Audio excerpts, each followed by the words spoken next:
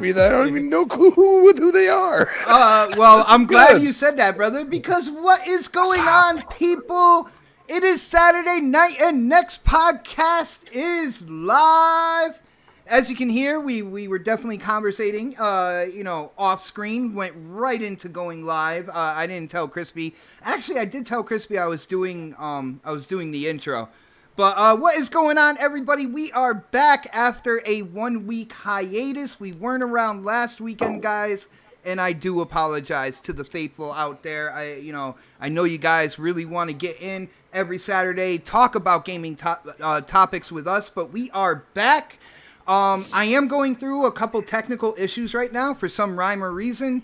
The chat is not working on my screen. I can see you guys talking in the live chat. But in terms of on the show, as you can see, it's not working right now. I did a couple little facelift things, stuff like that. And for some rhyme or reason, OBS does not want to recognize Google Hangout right now. It just shows up as a white screen. So unfortunately, I don't have that on the show. But what I do have on the show is an amazing panel and some fire topics, guys. It is good to be back. We can't get into the topics until we do the intros. And before we do that, if you guys can just hit that thumbs up button, share this out on social media, wherever you go to talk games. Let people know that we are going to have a monumental show tonight. And without further ado, we are getting into the intros. And I am going to start with the man. For the first time tonight, you are going to see his gameplay, because this is a gameplay episode. You know him as an hardcore Gears man, but I want to let you know, he does play other games. My brother Crispy, what is up, bro? What is up? It is a great Saturday night. We are ready to talk about some serious topics. We got Predator over here doing whatever the hell he's burying doing. the bodies right now, bro. But in all seriousness, tomorrow we got Spawn coming out on MK11. I am super excited. $16, you can get the combat pass. So go ahead and do it. Like, it's very simple, easy. Bam, you got it. And I would do it before Spawn comes out because I bet you they're going to jack the price up. Just saying. Yeah, no doubt, man. And we are going to get into Mortal Kombat 11. We are going to talk about Spawn. And within that topic, I have a very interesting question for the panel. So I can't wait to hear your thoughts about what I'm going to bring up today. But we got to get through the intro. So next on the list, you guys are going to know who I'm saying right here as soon as I start off.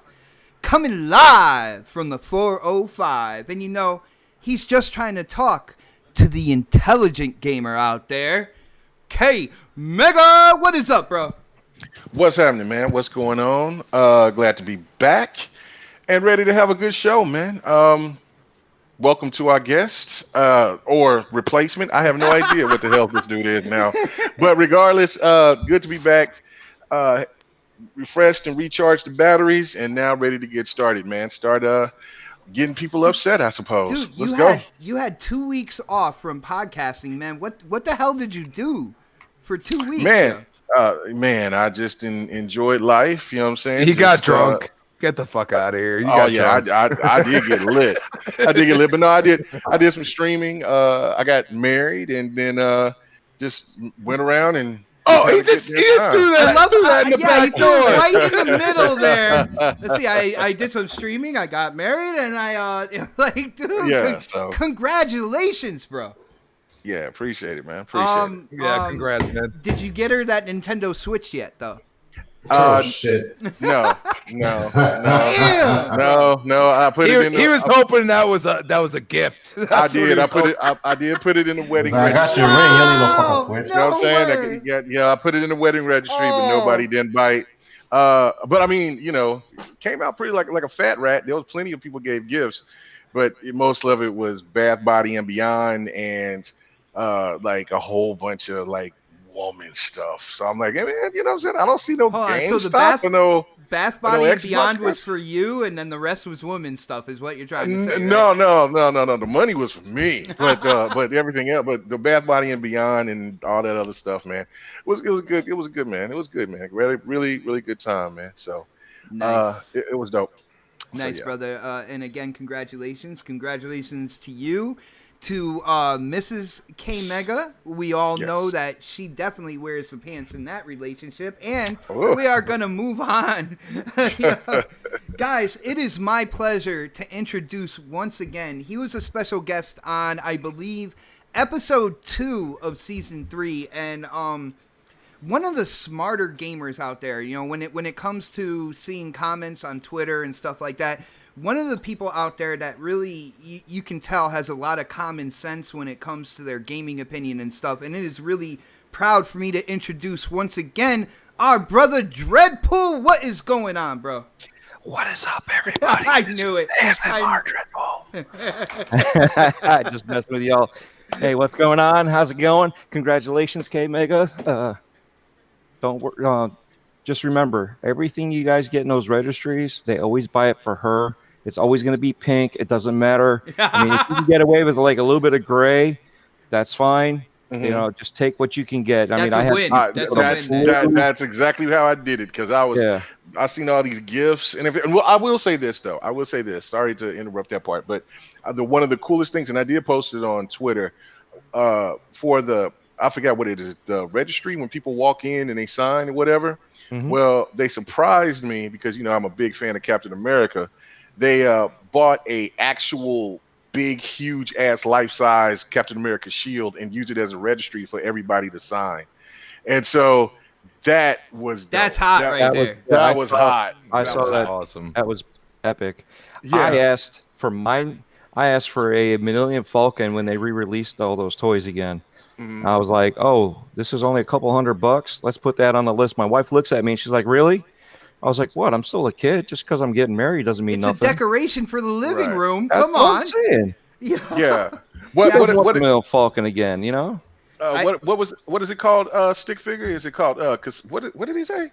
Well, I'm not even gonna try to say that. What the hell? Commiserations. Commiserations. Yo, shout out to Sounds Stick like there's Figure, man. misery in there. I thought when Commiserations. When K Mega said like he's a real fan of big fan of Captain America, I thought he asked for like some twin bed sheets for the times where he gets his wife pissed off and he has to go sleep on the couch. He can get some twin bed sheets to put over the couch, get nice and snug in there, man. No, I mean there was a lot of cool shit. Like I mean there was 2 separate cakes. There was the main cake, but then they had a Black Captain America with the wedding cake that was just for me. That was dope. So dude, you got a whole cake for yourself. No. I'm saying no, because I didn't even get a chance to eat the damn thing, but because everybody ate it. But I still got the little topper thing. But no, I'm like there was a for my entertainment, I should say, because she know that I'm a big fan of him. So it was like all these themes of like regular traditional wedding stuff, but there was like comic book shit like all through the spot. Like it was pretty cool, man. It was really dope. I was surprised. Brother. Just remember, when it comes down to it, you and her are one right now. So like your whole life is about to change. I know you guys have been together for a while. And even though you're comfortable, now it's a whole new thing, man. I wish nothing but the best for you guys, yo. Seriously. Your balls are not your own, bro. Yeah, no more. You like the rest of us. Hey, babe, can you reach in your purse and grab my balls? Borrow 'em. Listen to this. Dude, that is a great segue. That is a great segue for the next man I'm about to introduce. He is definitely a fan of military, first-person, third-person shooters. He also gets into the financial side of the gaming industry as well. A real unique perspective, and I believe his wife has his balls in her bag as well. My brother Predator, what is going on, bro? My balls are right where they're supposed to be, between my legs. I don't know what the fuck's wrong with y'all. Let me tell y'all something about marriage, right? So when you meet a girl, oh man, here we go. When you meet a lady, they have all these things that they want to change. So when I got married to this current wife, because I've been married twice before, I was like, look, I ain't gonna not play video games, and I'm not gonna stop drinking, and I'm not gonna stop watching football. You deal with that, we're good. Anything else besides that, I'll fucking work with you. Damn, putting ultimatums and shit out there. Like, oh man, you gotta lay that shit out early, because I don't like you playing video games so much. Just spend some time with me. I'm like, look, bitch. Whoa! Oh, wow. I'm playing video games. I'm watching football. I'm drinking beer. You can't deal with that. We ain't gonna work out. So I mean, she doesn't bother me. She doesn't like. I strictly believe if you don't set that boundary in the beginning, the things that you want out of your relationship, right, she will have your balls. And next thing you know, you're doing everything you're doing everything she wants to do, and you're not doing the shit you want to do. Right. So, yeah, that part is true. Like I will say this: when we and her first was talking, I was really kind of getting away from just not playing games, not as much, and just spending a lot more time. And then she asked me like, "Hey, you told me that you was this gamer, you do this and do that, but I don't ever really see you playing a game." I said, "Oh no, well, we just talking and stuff like that." But that's when I knew right then, like, she's encouraging me to be myself instead of letting me try to approach it and then ease it in. So I was like, all right. So when the time came, then she was like, "Hey, you want to go somewhere?" Nope, I'm gaming.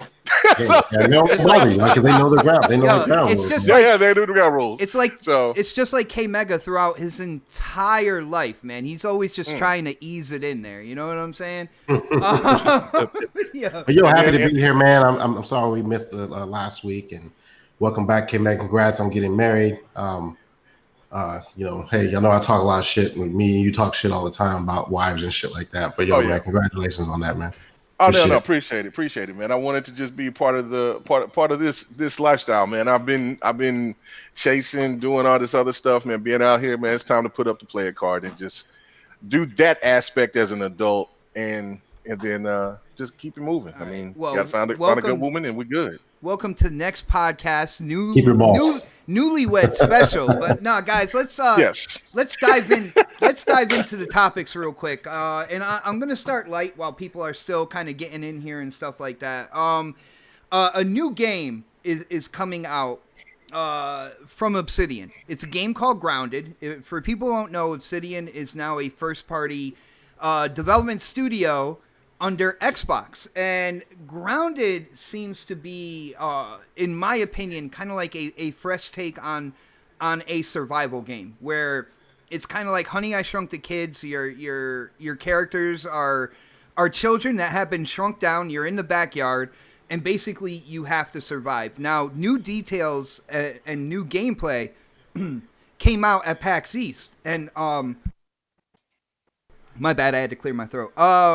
But new details, new gameplay came out at PAX East, and one of the cool things is, like, when it comes down to it, seeing the developers when they're talking about this game, man, they are really into what they have made and what they are continuing to make until, you know, it launches. And to me, it looks like a really cool game.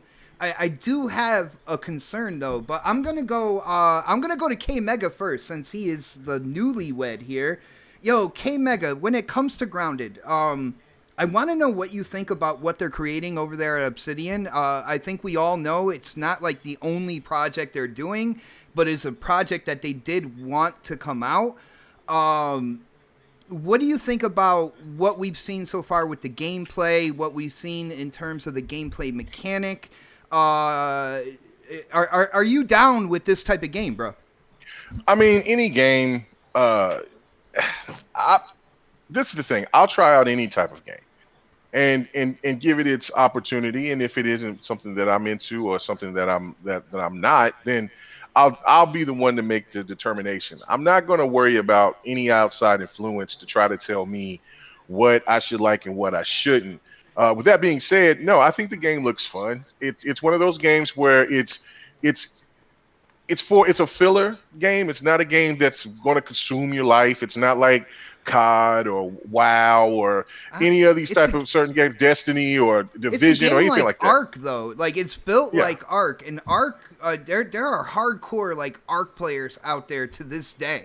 Right. No, I understand that, but I'm saying in the sense of, for me, it's not going to be a game that's going to. It's a game that where, like, if we all can get together, we can play it, have a good time with it, level up our characters, things like that. I'm cool with that for a little while, but then I'm going back to the next game. But for anybody else that really just jumps into that game and play it and they enjoy it and they want to go deep into it like that, I have no problem with that. I think that where people get the mistake of just seeing different type of games and then they try to label them because they don't look like other type of particular type of games, I think that's wrong, because we all don't want the same type of template looking game. That's a myth.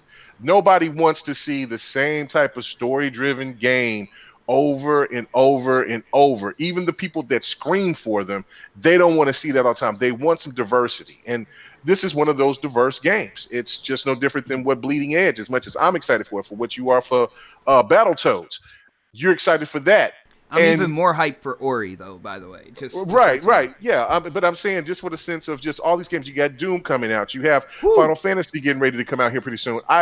The diversity within these games is why I think that we are gamers. Not so much because we just want something to be the same. So, yeah, no, I think the game has potential. And I'll definitely give it a try when it comes out. Nice. Now, I'm going to voice my concern to you, and everybody else on the panel hear this as well, because when I come to you, like, I would like for you guys to answer this as well, because my one concern for this game is there was a point in time where survival games were the thing. You know, when Ark kind of like first came out, like it took the industry kind of by storm. A lot of people jumped in, even with kind of like the glitches and flaws, and as they were building it in the game preview program, stuff like that. I feel like, you know, survival games, they don't have the hype that they used to. And so when it comes down to it, I don't think that I think that there will definitely be a community there for this game, but I don't think it's going to blow up like the way Ark did when that first came out and stuff like that. Like, and I see the game getting hate for being cartoony, which again, you guys know, I am just not. I am not in that park. Like, I like realistic, I like cartoony, I like 2D, I like 3D, I like all sorts Some of the games. most popular games have that cartoony look. Like what? Overwatch, for instance, you know what I'm saying, took over I mean, Fortnite. I mean, you know what I'm saying? Those games are cartoony looking, but they're global phenomenons. And then you go look at a game like League of Legends from when you're going PC. That game is global. It's huge. It's not graphically beautiful. It's just a game that people just like to play. So I don't listen. I mean, I get the whole thought process about the whole Xbox situation, but I mean, we have to think realistically. If we want, or I should say realistic, if you want a particular type of game, that's fine for you to want it, but don't speak for everyone else, because I think it would get quite bored if everybody just has the same type of game. We've been asking and saying, hey, look, this generation, we haven't got anything new. We've kind of got the same thing or rehashes. Now the newer games are coming, and now we got the people that's complaining about that. Let's forget about it and let's just enjoy what the game is. And if you like it, play it. If you don't, move on. See, and like, shout out to the Don, another kind of like family member in Next Podcast, because he believes that no game genre ever kind of like goes extinct. And I definitely agree with him on that. But I feel like this survival game is coming out in one of the lower points when it comes to survival games. You know what I'm saying? Like, there's so many other games coming out, stuff like that. I'm interested in the game. I love the fact that you can throw absolutely anything. Like when it comes down to it, if you don't have a weapon, you could just like pick up a pebble piece of grass, and chuck that sucker. Like, yeah. I like that because I don't know if it's from where I grew up or whatnot, but we were always taught to use your environment to the fullest if you ever get into a fight. Yeah. You know what I'm saying? Right. So right. I like that aspect. I like the aesthetics, but do you think I might be right here that when it comes out, like the survival game is just not, it's not carrying the hype right now that it has had in the past? No. And I don't even think it really had that type of hype. I think people looked at it, was like, oh, Honey, I Shrunk the Kids. Yeah, that's cute. That's kind of cool, But these are the type of games to me that I come in with no expectation. I want to see what the developers' idea with the game, and then you become excited about it. It's like Sea of Thieves. I came into Sea of Thieves because it had a certain look to it, whatever. But I didn't come in there with a whole bunch of expectations until I played it with friends. Then it became to me, I was like, oh, this is going to be a streaming sensation. This game is fun as hell. That's how I kind of approach this game. This game might not be my cup of tea after I play it for a couple of hours or a couple of times, but it might be one of those games that I put in for when I'm streaming and I want to join in with a party of people and just have a good time with. Nice. I get, yeah. And again, when it comes to this game, you're kind of like building a fort. You're trying to survive as like a very, very small person. It is co-op, so you could go in with your friends and kind of like build and survive together. That to me, there's a bunch of games that have been successful, like Ark, like Minecraft and stuff like that have those foundations in it. So it's going to be interesting to see. I know I'm definitely going to play it. Dreadpool, what do you think about this game, Grounded, man? Obsidian, this is going to be, the first game that Obsidian comes out under that first party umbrella. And of course, it's not the big game that, some people out there have been like saying that is needed right now or whatnot. But what do you think about the idea of this game, the survival, and you heard my question at the end, man. Well, here's the thing. Everybody's complaining about it because it's cartoony. Everybody's automatically Honey, I Shrunk the Kids. Which is cool. I like the Honey, I Shrunk the Kids. I will run with that, bro. I mean, I understand, they don't want the cartoony stuff. They want the realistic stuff. But I kind of question, they're complaining about this game, but they don't like it because, it's cartoony. What if this game was exactly the same thing, but it was realistic graphics? You know what I mean? So I want to play the game. I know it's not really my cup of tea when it comes to this, but I'm curious. When I watch them talk about it, the devs, they were talking about the passion in their game, that the stuff that you could do. And I was like, all right, you guys got me even more. I was just curious before. Now I'm really curious. I want to see, taking an ant's head and turning it into a helmet. I want to see, or you can make it. You could do it like a trophy hunter and put it up in your hut. Yeah, like, that is so exactly. cool. Now instead of having deer heads, you got ant heads, and so it's just like I said. A lot of it is, I think, people are speaking for themselves, but yet again, when you're speaking for yourself, you got to watch how you say it, because it comes across like you're speaking for everybody else. You may be speaking for everybody else, but are you really? Well, I think I think they're speaking that everybody else should think that way. You know what I'm saying? Which I feel like everybody's different. Different people like different things. So I have no idea why people are like, yo, you got to be like the flock. You got to be like the sheep. You got to follow everything that everybody else likes. I'm like, that doesn't make sense to me, man. Yeah, I've always said not every game's for everybody. Nice. And that's the thing. Not every game's for me, but you know what? I'm going to try it out. I'm going to play it and see if I like it. If it's a style that I don't like, and I know it's something that I don't like, if we'll do a food reference. If you don't like strawberries, it doesn't matter if it's jam or if it's on a cheesecake. You don't like strawberries. You know what I mean? So it's the same thing. If I know I don't like this type of game, but guess what? Aren't you going to take a no thank you bite when it comes to granted, now I got a kid, you got to talk like that. Yeah. Take a no thank you bite when it comes to a cheesecake with strawberry on it? I have to disagree with you, actually, because I love the flavor of strawberries, but I hate the texture. What? Okay, well that's a texture thing, though. That's a problem. That's another Crispy. thing. Yeah.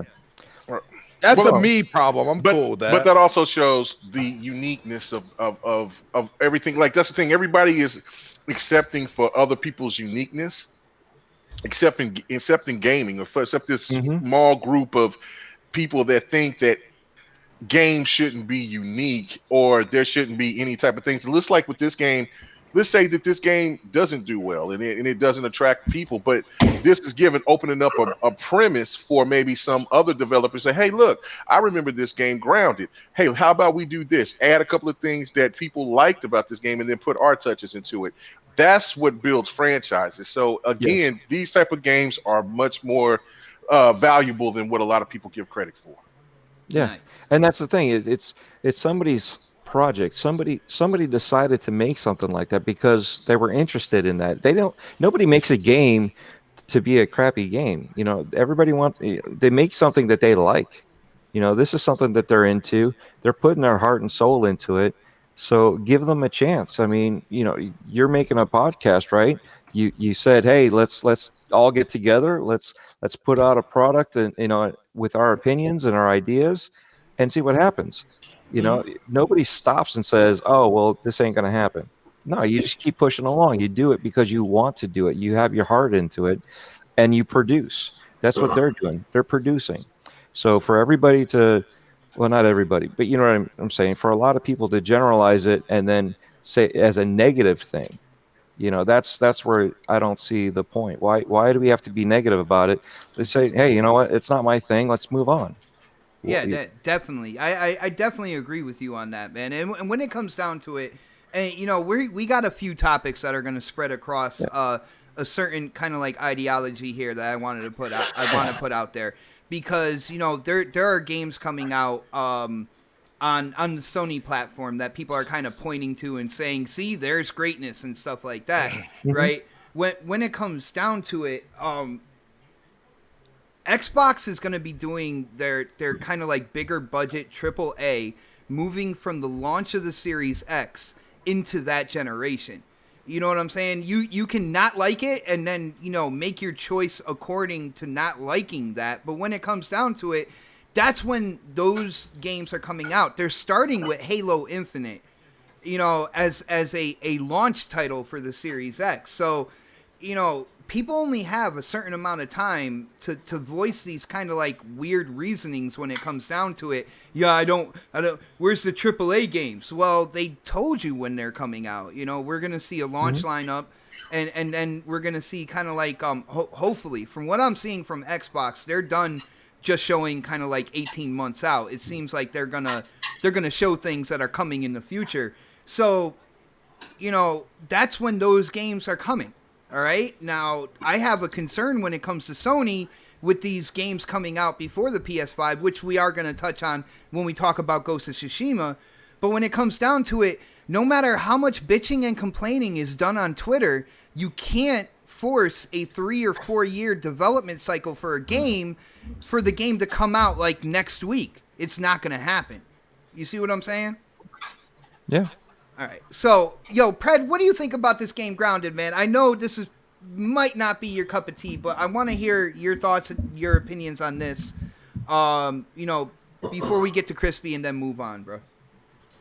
Well, first of all, I mean, because of Game Pass, I'll play the game. Would I go out and buy this game? Yo, Mooch won't let you say that, man. Like, if when you get on Crossfire again, he'll be like, yo, you can't use that while it's on Game Pass kind of thing, man. No, fuck that. That's what I bought Game Pass for, is to play games I typically wouldn't spend $60 on, because I might get actually attracted to that game. Like, I would have never bought Sea of Thieves. It's not my type of game, but I did have fun playing it, you know, so I have Game Pass for games like that. Like, there's a lot of games that Microsoft comes out with that, like, if I had to drop $60 on it, I wouldn't. But they're like, the fun factor of the game makes me interested in it because it's in my Game Pass library. So, like, it's not for everybody. It's not one of those type of games, but I will say this. I think this is a game that will grow, kind of like Sea of Thieves did, like how everybody bashed it in the beginning. And people still love that game. That, like, there's a cult following for Sea of Thieves now. Definitely is, man. And this game, I think Grounded is going to be one of those type of games. Like, you know, it may not sell well, and you know, like, and it seems like for whatever reason, every game that Microsoft comes out with, even before it's released, it's trash. Yeah, for some people. Yeah, I know. Like, no one's played it, no one's touched it. It's trash. Dude, people are talking shit about Ori 2 right now. Like, I can't believe it. But yet Ori 1 was an amazing game, and like, people didn't give it credit. Like, I thought it was, for me, that was my game of the year that year. Yes. That it came out. I loved Ori. Like, and I played it. I bought, and you know, I don't replay games. I replayed Ori. I actually bought the original, and I bought the other edition after that. The definitive after that? Yeah. Yes, and you know me, I don't buy games twice. I don't play through them again the second time, and like, this is one of the few games I've ever done that with. And so, and I love the game. So, like, you know, but I don't hear a lot of people bashing Ori 2, like you said, but like, I don't see a lot of people praising it either. The way that you would think, like, if this was like like fucking Smash Brothers or something like that, like, people would be all over this game right now, but like, they're not. But as far as Grounded goes, like, I've never played it. I can't sit here and talk shit about it. So I don't understand how other people they're just going based off of the graphics. And you look at some of the other games in this same genre, like, who mentioned that Ark? I mean, like, that game's still going live. You know, still like, people going still play strong, that. dude. They just dropped DLC for it again. Yeah, and like, you know, a Sea of Thieves, people are still playing that game. Like, they drop DLC, like, and Ground is going to be one of those games that seems to last forever. You know, like Minecraft. You know, like, this could be their next Minecraft or something similar to it. But you can't say that the game sucks and it's trash, and you don't even know what the fuck it's about. You're just going based off of what it looks like, not actually how it plays, which is kind of like it's a bullshit logic, and it's something that we need to get out of in this generation, because not every game needs to be, you know, Red Dead Redemption graphics. You know, we don't need that in every game. Some games are okay being just kiddie, cartoony, weird. You know, like, you can't bash a game like this and then like, be an anime fan. I mean, like, you know, and that's the, like, people pick and choose what they like and don't like. Like, you can't call this game cartoony, but then you're playing, like, you know, Shower with Dad. You know, like, no, you can't go there. Like, so, like, I mean, I know every game is not going to be a AAA fucking blockbuster. Some of the best movies that have come out aren't, like, you know, they don't have a huge fucking budget. They don't have, like, like that stellar cast of people. It's about the acting. It's about the game. It's about the acting. It's about the acting and like the story itself. And so like we get caught up in this, like it needs to look this certain way, which is bullshit. It doesn't need to look away. You just have to understand what you're playing and how fun it is and what you're getting out of it. That's what makes a game entertaining. It isn't always about the way it looks, because we played some of the most popular games we played throughout our lifetime look like shit. Dude, the most popular game out right now is Minecraft. Let's talk about the looks of that. I mean, and it's like block textures, like like, and I kind of hate that they did not come out with that new what was that pack called? They were going to come out Super with Duper graphics pack. I would have loved to see how people would have enjoyed or not enjoyed. I think they're going to come out with a ray tracing type thing when the Series X comes out. That's what's going on. Is the ray tracing made it that much easier that they don't even have to do it. Nice. That's why they backed out. Nice. I do have to hit up, our brother Face23, Brooklyn, New York, hitting up that super chat. Thank you, brother. A huge supporter here. He is here pretty much every single episode. He says, Xbot448, of course you have a concern after Sony releases their games, but what you probably don't understand is people will buy PS5 based on the PS4 gen, waiting for sequels to Spider-Man, God of War, etc. And brother, we will get into this a little bit later on in the show, but you mean to tell me that you're fine with waiting, but when it comes to the Xbox platform, people shouldn't wait? You see what I'm saying? That's like a double entendre there, man. Like I don't know where you're trying to go with that. Oxymoron. It's an oxymoron. Not any the moron part you could do, but look up oxymoron. Face is a very, very smart Yeah, well, it's still an oxymoron. You're sitting here saying one thing, but it doesn't apply to the other thing. That's called an oxymoron.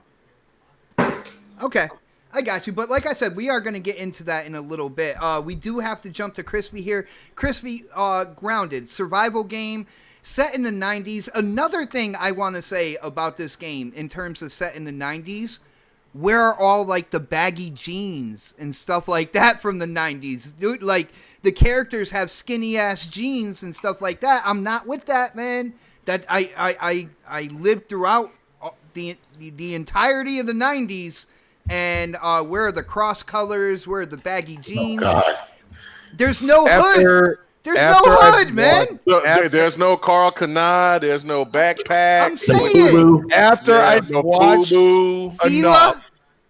I've watched enough Xbot, it is based off of. You remember the movie Ants? You remember Ants? I remember. I don't think I ever watched it. But yeah, okay. No. So Ants is actually a beloved movie for Pixar. Okay, it is very nostalgic for me. Like I enjoyed that movie, and imagine the reverse roles. The humans are the ones that are the ants. That's what I see in this game. Okay. You are a deep thinker, bro. You are a deep thinker. Well, I am a deep thinker, and I'm going to tell you something right now. The thing about Xbox is they look for a cult following. Okay? Halo, cult following, right? There's still people that maybe even playing on PlayStation that are looking forward to playing Halo Infinite. Okay? Gears 5 has a cult following. Okay, regardless of what people think, there's still people that join the game. I got really frustrated. I played with a lot of people that didn't know what the hell they were doing. And there's something called YouTube that you can look up what the hell you're supposed to do. Okay? On top of that, you have Ori, which is coming out really soon. And people are worried about something like that. And they're going to go in fake accounts and stuff and say that they played it and they didn't, which is hilarious. But that's besides the point. Okay? The point is that one thing Microsoft hasn't changed in their entire existence is that they understand that certain games need to play the way they should. And that's why I feel like Halo Infinite is going to be amazing. But Grounded is one of those games that you think outside of the box. You think totally outside. It looks cartoony. It looks like a Pixar movie or a Disney, rehash or whatever it is. And you look at it and you go and say, what the hell is that? But then you have a survival aspect. Then you have, I got to pick up this weird thing that I've never seen before in front of you. And you go and say, what the hell am I doing? But I'm enjoying it. I'm talking to people. I'm doing all these things that I never thought. That's what Minecraft is. A lot of people look at Minecraft and they go, oh my God, how can people play this? It looks like shit. Well, guess what? Dude, I love Minecraft. I love Minecraft. People enjoy it because you are doing so many other. Yeah, the graphics suck, but guess what? You were doing so many other things that take your mind off those graphics that it becomes a cult following. Imagine if they said, PlayStation players, guess what? You can't play Minecraft anymore, or you're not getting any updates. People will be out of their fucking heads. There would be so many people. When Microsoft, did buy Mojang and Minecraft, that was one of the first things that people were talking about. They better not take it off of PlayStation. They better not. And it's like, well, if you like all those AAA bangers, stuff like that, and you make fun of cartoon games, you shouldn't be worried about stuff like that, right? And this is my point, okay? And like I've said in many, and not just this podcast, but many, I understand that people love those third-person story-driven games. I understand that. I'm not dissing you for loving them. I just can't purchase a console off of certain aspects when I will always go back to the multiplayer, talking to people. My best friend lives in Philly. I can't do anything else but talk to him through a console. And he has now went from PlayStation to Xbox because he finally admitted to himself that Xbox is better for those type of things. It's not about just the games, the resolution, what everybody points out, and all this other shit. It's all about being able to conversate and understand. And you have to understand that I'm looking at a perspective from him, and he's always brought out those AAA bangers. Last of Us is better. Crispy, how dare you not think about only yourself when coming up with an opinion within the gaming community and the gaming industry? I was told by other YouTubers that it is not cool to think about other gamers when coming up with your opinion, man. Part of what you just said is I am not a YouTuber. I have my own damn opinion, and I'm sticking to it. No matter what anybody says to me, I don't care if I can make millions of dollars. I don't give a shit. I have my own damn opinion, and that's the way it goes. And I'm gonna tell you right now, the problem is like I think Pred, you brought up Ark. Guess what? I see a lot of kids playing this. Microsoft isn't thinking. They like to eat poop. That's why. Well, I'm going to tell you right now, that game is really complicated. I would not play it, okay? But they enjoy it. Like, my girlfriend's son enjoys the hell out of that game. And I'm looking at him, I'm like, and he's trying to, like, make fire and do this and do that. And he just wants to trap one dinosaur. And I'm like, Jesus, like, I never played a game like this. You know what I mean? And that's the point I try to make. Like, Microsoft sees that they can have 10,000 people playing the game religiously every single day, and they are making money. People don't see this shit.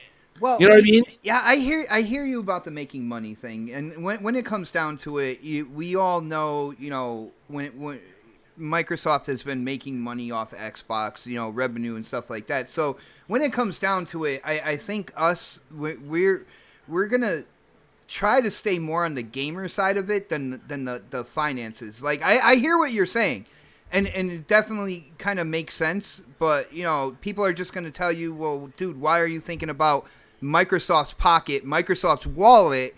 What does that do for you? You see what I'm saying? but it doesn't matter what I think or anybody else thinks. It's what they think. And the only reason why Phil's in the position he is now because he thought outside of the box, and the people above him agreed with him, and they even put him in a position that was never in fruition.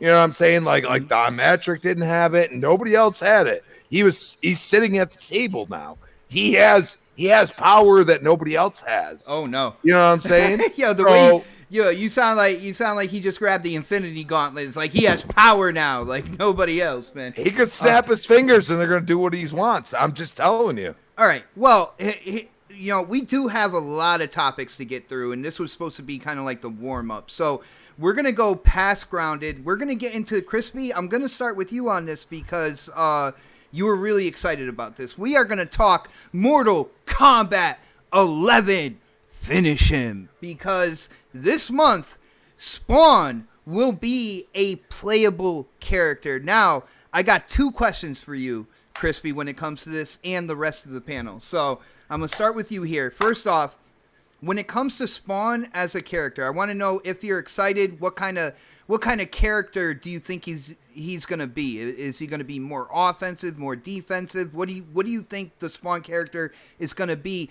And with this being the end of the season pass, what do you think about NetherRealm Studios' idea of staggering these characters out with so much time in between them? Because I will let you know right now, I feel like it has taken absolutely forever, and I think they need to look at their season pass and how they do this, and I think they need to make some changes. But dude, we're starting with Spawn, and then what do you think about how they rolled out the characters in the season pass?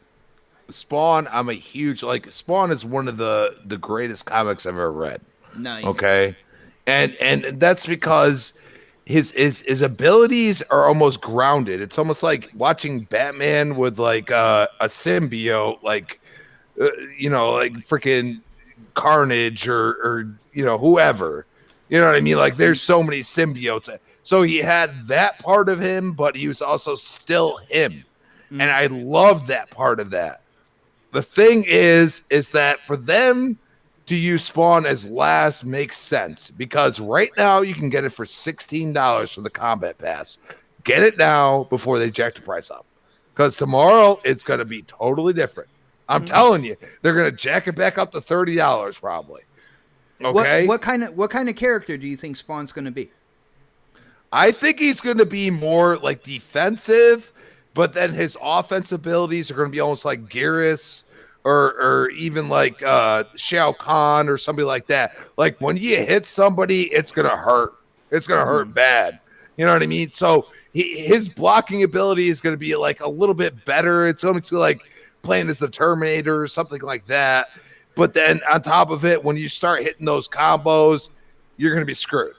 You know, even the Joker, like even though he's a skinny little nothing, he felt like, you get those counters and everything else. He's going to feel like absolute ridiculousness. And that's what I felt a couple times. Like I played people that had no clue what they were doing, but they would spam the same damn move and I couldn't do shit. You know what I mean? And that's where I go and say, like, I feel Spawn's going to be a good balance because he's a last character and they're not going to make him overpowered. I don't think they're going to, because, everybody wants to play as Spawn. Like, that's why I bought the Combat Pass today. Dude, me too. Well, no, that's why that's why we bought it like back when, the game first came out and everything, and there was they were saying like different names and stuff, and Spawn came up, and it's like, dude, that's a no-brainer for me. And let's give NetherRealm credit. They really gave us the roadmap. They just kind of hid some things, but we believed them. You know what I mean? And they were true to it. You got Spawn, and Spawn was kind of like this gray area towards the beginning of when they said, okay, you could buy the combat pass, you could do whatever you want, you could buy the collector's edition or whatever, and you're going to get it. And that's what I love about NetherRealm, is that they're going and saying, look, this is what you're going to get, end of story. You know what I mean? And this is something that we are kind of like, you know, like even like me playing Gears or something like that. It's like, dude, I'm not getting shit.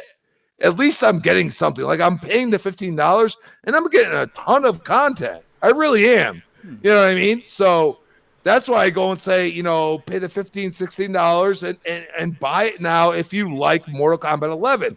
Now, I enjoy Mortal Kombat 11 because it's more of a block-based game. I could suck at a certain character. I play rando all the time, and I can still at least compete. I'm not necessarily going to win. If you know all the combos and everything else for that certain character you keep picking, and I pick one character that I don't know, I could still have a chance. And that's what I enjoy about the game. Dude, you picking rando is an excuse. Just when you get your ass whooped, you're like, yeah, I'm picking random characters. So I live by that. Yo, I do want to say shout out to a couple lurkers out there.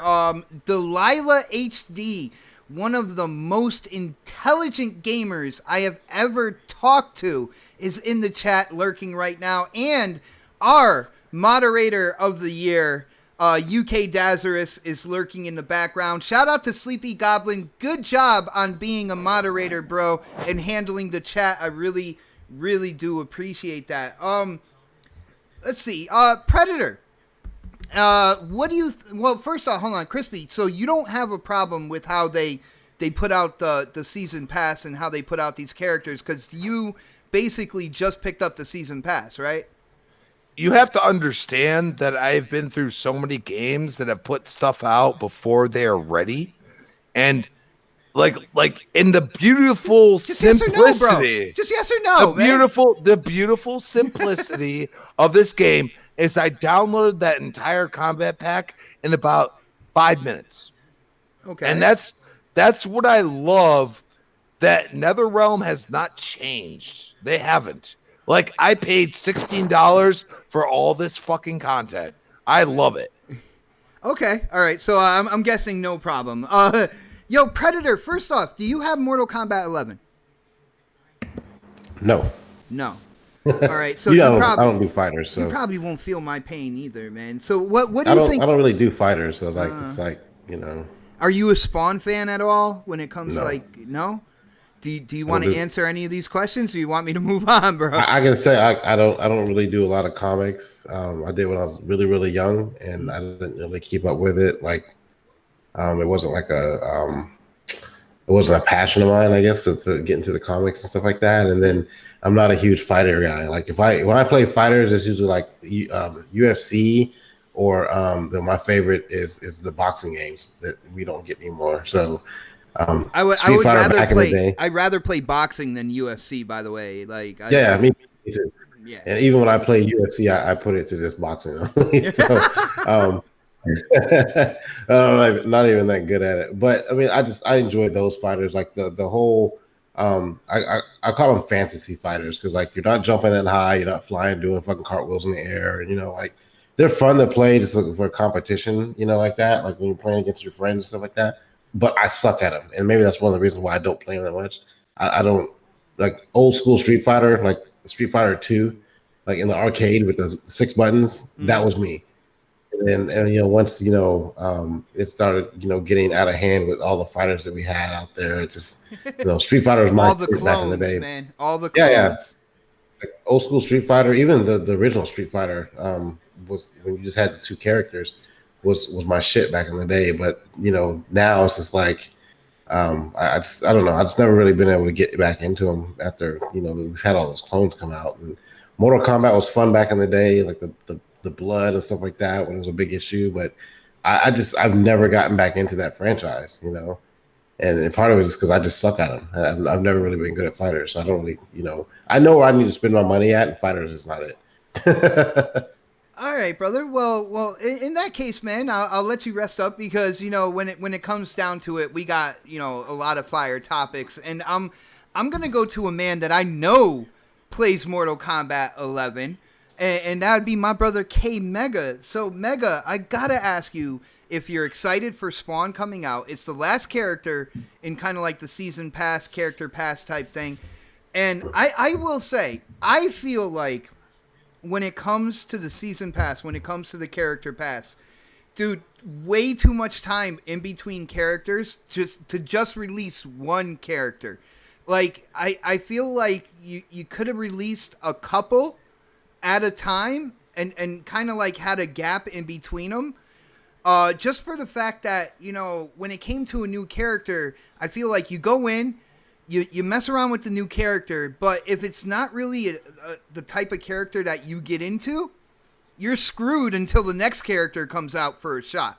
You know what I'm saying? Like, I feel like there needs to be some tweaking when it comes to their character pass or whatnot. So I want to know what you think about that as well, K-Mega. Well, when it comes to the gap in between each character, I look at it, and as a person that wants to get it now, I agree with you. But then also you got to look at it from the strategy and the point of how they want to implement these characters to where they don't have to nerf them as much once they put that character in. Because because the first thing people are going to do is when they put those characters in, they're going to start. There's going to be a certain demographic to start bitching and saying this character's too OP.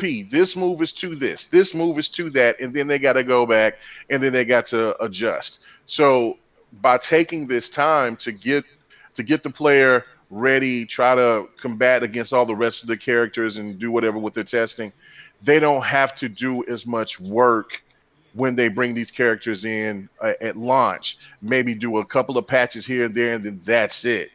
That's the reason, because if you look at Mortal Kombat X, they brought all these characters together in a pack, but then like there was characters that were so OP, and then they still had to nerf it, and then the game felt completely different to people who was playing it constantly, and then with other people that came back and jumped in to play it, it felt different for them as well. So, well, Mega, I hear what you're saying. I hear what you're saying, but like, I want you to try to understand me and like, what do you think? Because like when it comes down to it, say like the Joker came out and he's really not my type of character. I'm basically screwed for a new character. You know what I'm saying? Like it doesn't work for me, and I don't have any other new option.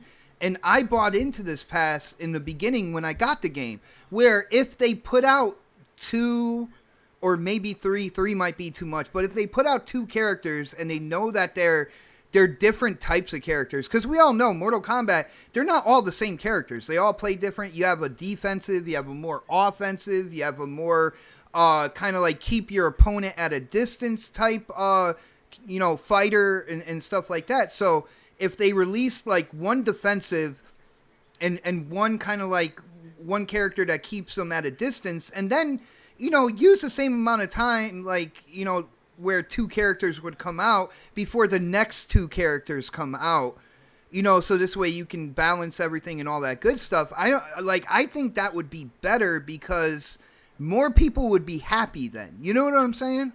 I get what you're saying, but I mean, there's something that I've learned since I've been bringing back Fight Night on Sunday nights. So anybody wants to come on down, plug it, brother, plug it. Yeah, you know what I'm saying? So every Sunday night we have Fight Night. Come check us out. Like the price is right, bro. Hey man, we got Fight Night. We play all different types of fighters. Matter of fact, since Fight Night is getting the actual boxing game, Fight Night is getting ready to go off.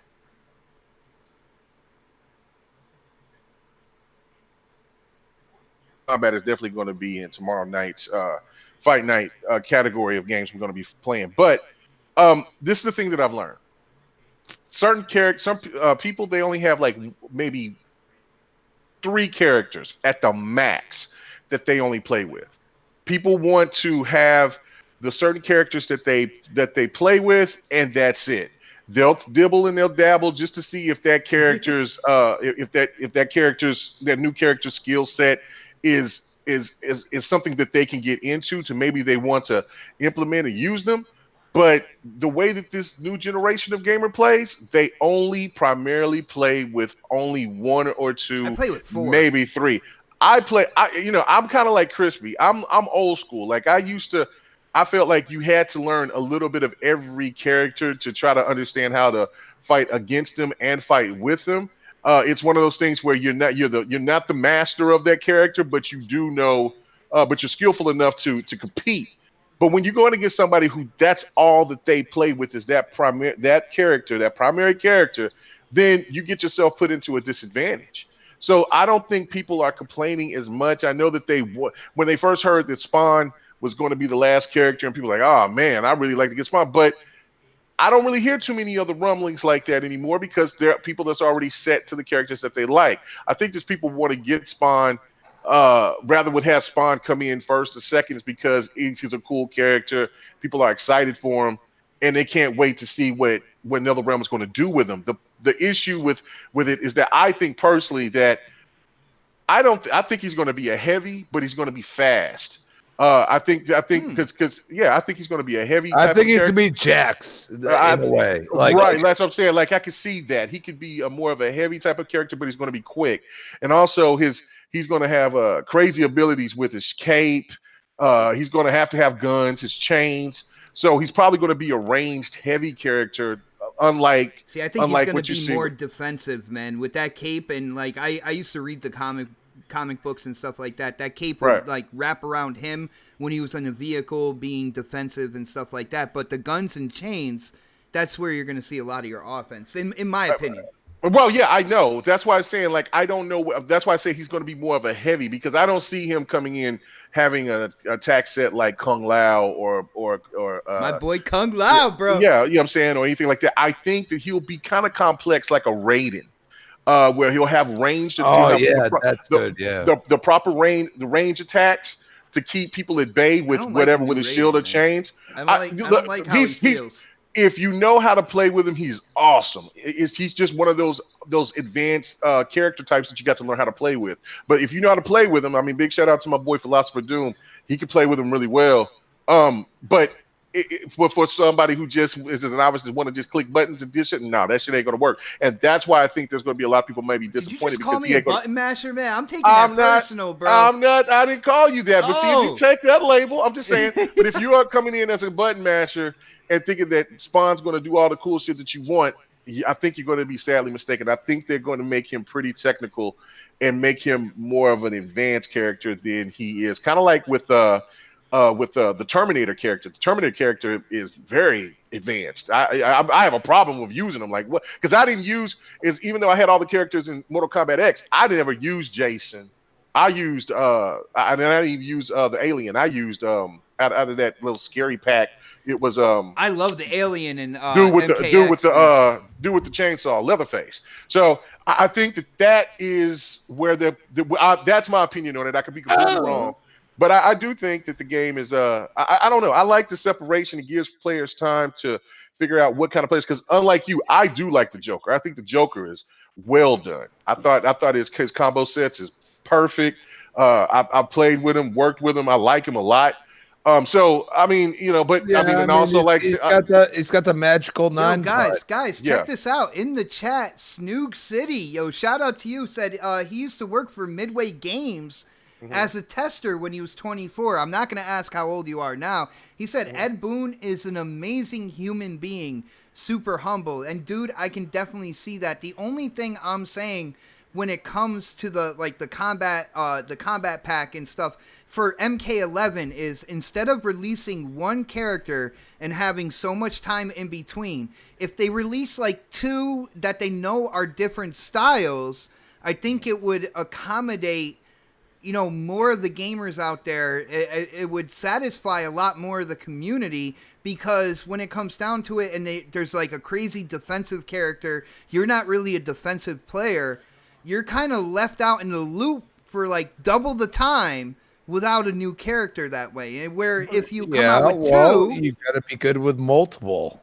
But you also got to shut up, Rando Crispy. But you also have to put this consideration.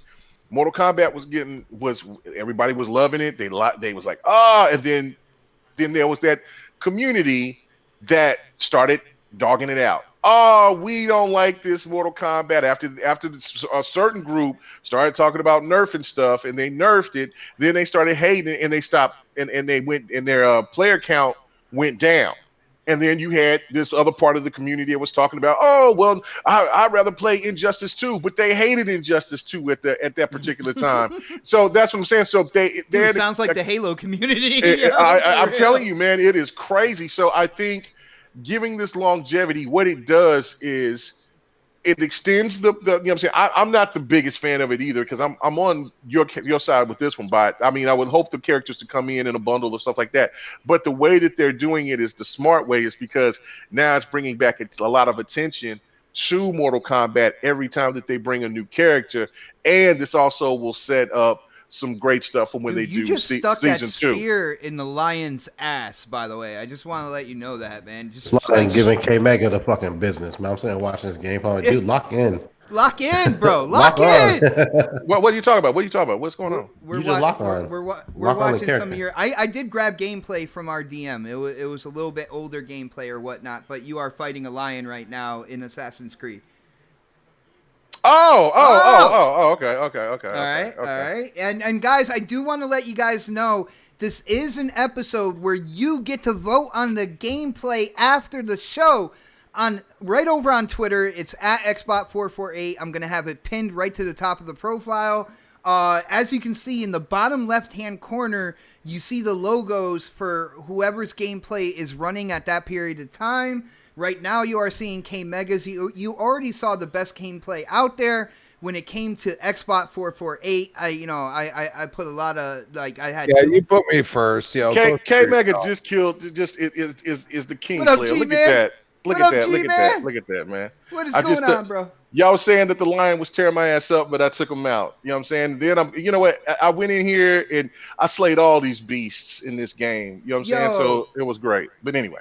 Huge shout out to the 420 people watching right now. Guys, hit that thumbs up button. Let people know that you are having fun with the next podcast panel this Saturday night, man. And what y'all's asses need to do, all 428 of you, need to take y'all's asses hit that damn like button for once, and then come over to the GRG podcast every Friday night after at 8:30 Central and bring y'all's asses over there. Shameless. That's a bring y'all's ass to the podcast. Look at that. Look, congratulations, bro. This is great. Nice. This is great. Nice. Is this a record right now? This is definitely a record, man. 448 people watching right now. The return of K Mega. This is what happened. Thank you. Huge shout out. Thank you guys. Thank you. Yeah, dude, it's all Dreadpool. It's all Dread. And the funny thing is, the funny thing is, we're getting to that point where Dread has to talk about what he thinks about Spawn and Mortal Kombat 11. Brother, are you an MK11 fan? Yes. Right. I'm more of a 10 fan than an 11 fan. I'll be honest with that. Because you want that scorpion uppercut, right? That's yeah. Yeah. Shout out Scorpion's to Daz out He there. wants to be able to spam that teleport. That's what he wants. Man. Dude, so what type of character do you think Spawn is going to be? More defensive, more distance orientated, more offensive? And I got to ask you, you heard me ask everybody else, what do you think about how they kind of like leaked out character per character and like how long that took when it came to the combat pack, man? Okay, well, let's start with Spawn. I think he's going to be a heavy. I think he's going to a little slower with certain abilities. The cape, I think, is going to be fast with the defense. So I think he's going to be a little bit well-rounded. So like an overall character, then. Yeah. I it's Spawn. It's for them to get Spawn. I see Todd McFarlane, wanting a little bit of. Not OP on one side and underpowered on the other side. I think the phrase that comes to mind is like jack of all trades, master of none. You know what I'm exactly. saying? Okay. Yeah, and if you can play him, you're going to be awesome. You know what I mean? So just like any other character, if you can play him, you can actually pull off some magical stuff. Ooh, we're gonna have to play sometime when he comes out, man. Dread, we're gonna have to go head to head, bro. Definitely. What do you think about the combat pack, bro? Do you think like do you like my idea? Come on, man. Just my idea is something similar to this. My idea is when you release the game, at least have maybe 12 characters to bring out. You know, give us a hint of maybe 6 of them or more. You know, give us something like that, and then throughout the year, you know, give us a couple months to get into all the characters, get into the game, and maybe 2-3 months later, every month do a monthly, release a character out. So that way, I mean, they've already got the character set up if they already know who it's going to be and when they're going to release them. So it's not nothing unexpected, like they just created the character. So if you do it monthly, so you might have to wait a month, or you might have to wait 2 months, but you're not waiting 3 or 4 months to get another character. I mean, how long have we been waiting for Spawn to come out? Dude, I've been waiting for Joker forever. I've been waiting ever since they first announced Spawn. Like, dude, I've been waiting ever since it was a rumor. Yeah, but you know what? That hype train is rolling, Dreadpool. Like, I'm just saying, like, they're doing it right, dude. Like I said, $16 for the combat pass, dude. I got a ton of stuff that I'm not used to. You know what I mean? So that's one thing I say, like, you know, maybe right now, tomorrow could be totally different. They could change the price whatever they want. You know what I mean? Yeah. But right now, you can get it for $16. I just bought it. Okay. I should already have it because I usually, when it comes to Mortal Kombat, I buy everything. So I already buy it from the get-go. Nice. Yeah, did you get like the special edition with? It's staring right at me. Oh wow, bro! It's right at my desk right now. I'm a little jelly right now. I am a little jelly. Yeah, I am too. I was going to get that too. Yeah, Oh, but no, I got the $110 version of it. Yeah, That's what I got, but I didn't get the what's called. I was busy working. I forgot to order it. So I show up at GameStop and they're like, "We're all sold out." And I was like, "What?" I'm like, "It's a pre-order." They're like, "Yeah, we're sold out of pre-orders." I'm like, how do you do that? That's a GameStop thing, though. Yeah. Yo, Snug, it's Dreadpool is talking right now. I do apologize, guys, for some rhyme or reason. OBS was not registering the Google Hangout. I will have it fixed for next Saturday. I do apologize on that, but you are checking out for the first time ever Crispy Bomb's gameplay on next podcast. Yeah, but go ahead, Dread. All right. So basically, I had them look around and see if somebody backed out of an order, and then they would call me up and get it. And sure enough, they called me. I was surprised. But I walked down there and they're like, was this for PlayStation? I was like, are you smoking crack? Oh, no. Oh, here we go. All right. Well, you walk in with an Xbox hat on and they're like, is this for PlayStation? That still gets me. I want it for my Ouya. Yeah, exactly. So, I was like, no, Xbox. And they're like, oh, well, let me see here. Well, you should have got the PlayStation version. I looked at her and I was like, are you kidding me? And I'm like, does it really matter? As long as I'm getting the game, who cares? Just give me the game I want. Yeah, and I looked over at the manager. I was like, dude, I ain't talking to her no more. Dude, just sell me the game. Quit pushing everything. Just go through again. What was your idea when it comes to the combat pack again? Well, when it comes to the packs, you can do like a You said 12 people, right? Have 12 characters, yeah. So when it comes to the characters themselves, you do like the 12 characters, let's say 6 guests and 6 Mortal Kombat. I mean, they've got such a roster that they could do more than that if they wanted to. I mean, you got Rain, you got so many people. Yeah, you got so many that they've used. I mean, over 60 now, 70, 80? Dude, I wanted Rain. I wanted Rain so bad, dude. So, but you got all those characters. So you bring another 6 out, and in between those 6, have your guest characters. Spawn, Freddy Krueger. Whatever the theme is going to be for that year or that's release. But at least this way, it pushes that out. So you got a full year of new stuff coming out to play. In the meantime, every 3 months or so, release like they do their one-offs, for the horror punk or classic skins. You know what I mean? just vary it up so that way it's all, but it's all in the collector's edition, so that way you don't have to worry about it. But if you want to just buy the base game because you're not interested just yet with what's possibly coming out, that 3-month interval, there you go. There's a pack that will give you something, and you can buy the guest pack if you want. So now you got 2 months, you get a new character that you're looking for. If you only want the Mortal Kombat pack, that yet again, every 2 months you get the something you're looking for. But just vary it up so that way everybody gets something that they want and nothing that they don't want. See, that last part right there, I am down with. Unfortunately, I feel like, and I'm not saying that you don't have a good idea. I feel like it's kind of like it's an algebra equation in the middle of all that to kind of explain it all out, man. I do wanna switch topics. I got Others Inc.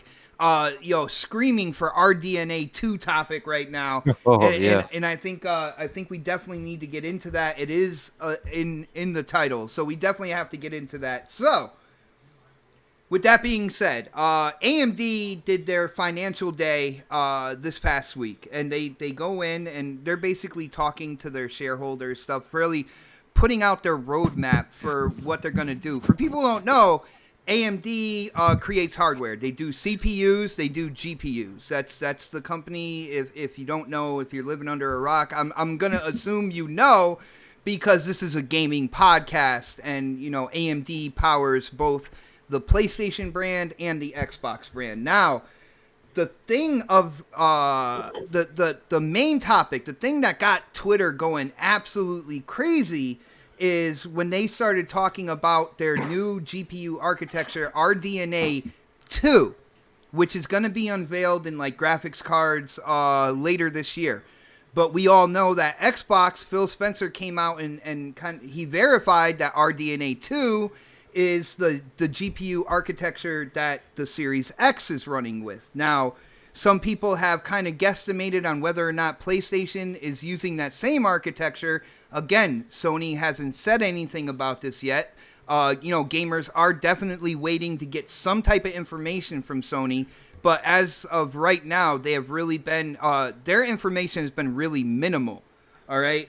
But the man on stage, I forget his name. Basically, the quote that people are running with, he said, "Next-gen consoles will use our latest Zen technology. They will use our latest RDNA technology." And people absolutely ran with this. I've seen YouTubers making videos that the PlayStation 5 has been confirmed with RDNA2. And I'm going to make some people really mad here. I am not taking this as an absolute confirmation of RDNA2 in the PS5. I will say, I hope that it is. And the reason why I hope that it is because if the PlayStation 5 and the Xbox Series X have very similar architecture, it makes it really easy for third-party developers to utilize things like everything that RDNA2 has to offer. Ray tracing, variable rate shading, stuff like that. The reason why I'm not confirming this is because Sony said when it came to their 3D audio that they had separate hardware in the PlayStation 5 to deal with 3D audio. And if you look into 3D audio, that technology does center around ray tracing cores. So with that being said, I gotta ask, and let's go with Predator here first. Now, I know this is a lot of tech talk here, but with hearing what I said, what this guy, I quoted this guy from AMD, would you go out on that limb and say PlayStation 5 has been confirmed with RDNA2 technology? Just like, I look at it this way, like, they know what their competition's doing. Why would they not at least try to match that? Mm-hmm. It would be different if it was like a surprise, like RDNA2 Detect just came out like last week or something like that, and Microsoft had it inside, but both of these companies know exactly what the other company is doing, and like we said this before on this podcast. I've heard it on other podcasts. There's going to be a lot of similarities between both consoles. I mean, like they're basically going to be about the same. Even though I think Xbox is going to have a power edge, but I think they're going to be essentially the same console. They're going to have the same components in there with a bunch of custom stuff tailored to their specific, whatever they're pushing at the time. So I would say, I think that they would have already made. I don't think they would let Microsoft get something like that without them getting it too. Yeah, see, the only thing here, like the reason, Phil Spencer came out and basically confirmed RDNA2. I need Sony when they come out to do the same. I'm not going to put all my chips in that basket. And I know a lot of people out there are really excited. And you know what? I'm excited for you guys as well. I'm a gamer at heart, regardless of platform. And I want to see this technology in both boxes because I know it's really going to help out when it comes to third-party developers. I'm a big NBA 2K fan, and I play a lot of what, people would call multi-plat games. So I want the developers to be able to utilize everything the hardware has to offer. And if they are similar in architecture, it makes it easy for the devs. Does that make sense, Brad? Yeah. And I think at the end of the day, we're all going to get both consoles. Well, a lot of us are going to get both consoles anyway. So like, I'm not even getting involved with the hype right now between who has what. I want to see it when it's announced, like Microsoft did, and in our hands, So all this talk right now, this far out in the game, I'm not really worried about it, even though E3, if we even have it this year, is right around the corner. Don't start that, man. But I mean, we're so close to the us getting the information we need. I'm not going to sit here and listen to all these rumors. We've done that, and we said this plenty of times in this podcast before. We all tend to get too hyped up in the rumors and stuff like that, and I want something official. When I get something official, then that'll be the end of it. But right now, it's just a bunch of people trying to put pieces together about what's going on with each console. And I think the biggest thing that I like was that Microsoft actually came out and told us, where Sony hasn't done that yet. And I'm gonna take the tinfoil hat off. I don't think they're doing it. They're purposely, Sony anyway, is not purposely not telling us what they're doing because of anything Microsoft is doing. They're just not ready to announce it yet. And when they finally decide to announce it, then we'll get it. But like at this point, it's all rumors. But if I had to guess, just from the business aspect of it, I would be surprised if Sony did not have RDNA2 in their console. All right, I got you, bro. Yo, shout out to Sam Walton, another supporter of the channel. I believe he is also an indie developer. Sam, correct me on that if I'm wrong. But he says basically, AMD said that they're using the latest RDNA technology. And I hear you on that. But when it comes to the latest RDNA technology, is it full RDNA2 architecture? Is it bits and pieces? Like, because we're talking about a console here that these companies come in and customize these parts. That's why I am not going to go out on that limb and be like, you know what?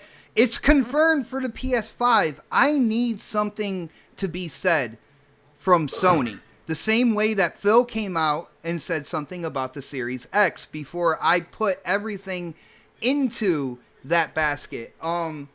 K-Mega, what do you think, bro? I know, like, you've heard a lot of this on Twitter. I'm pretty sure people have tweeted you things. There are YouTubers going crazy making videos saying, yes, this is confirmed. Are you in that boat as well? What do you think, man? Really, K-Mega? You don't say. No, sorry. I had my thing up. Absolutely not. You're newly married. We will give you that break right there, okay? Oh, man, listen to you. No, absolutely not. I mean, this is my thing right here.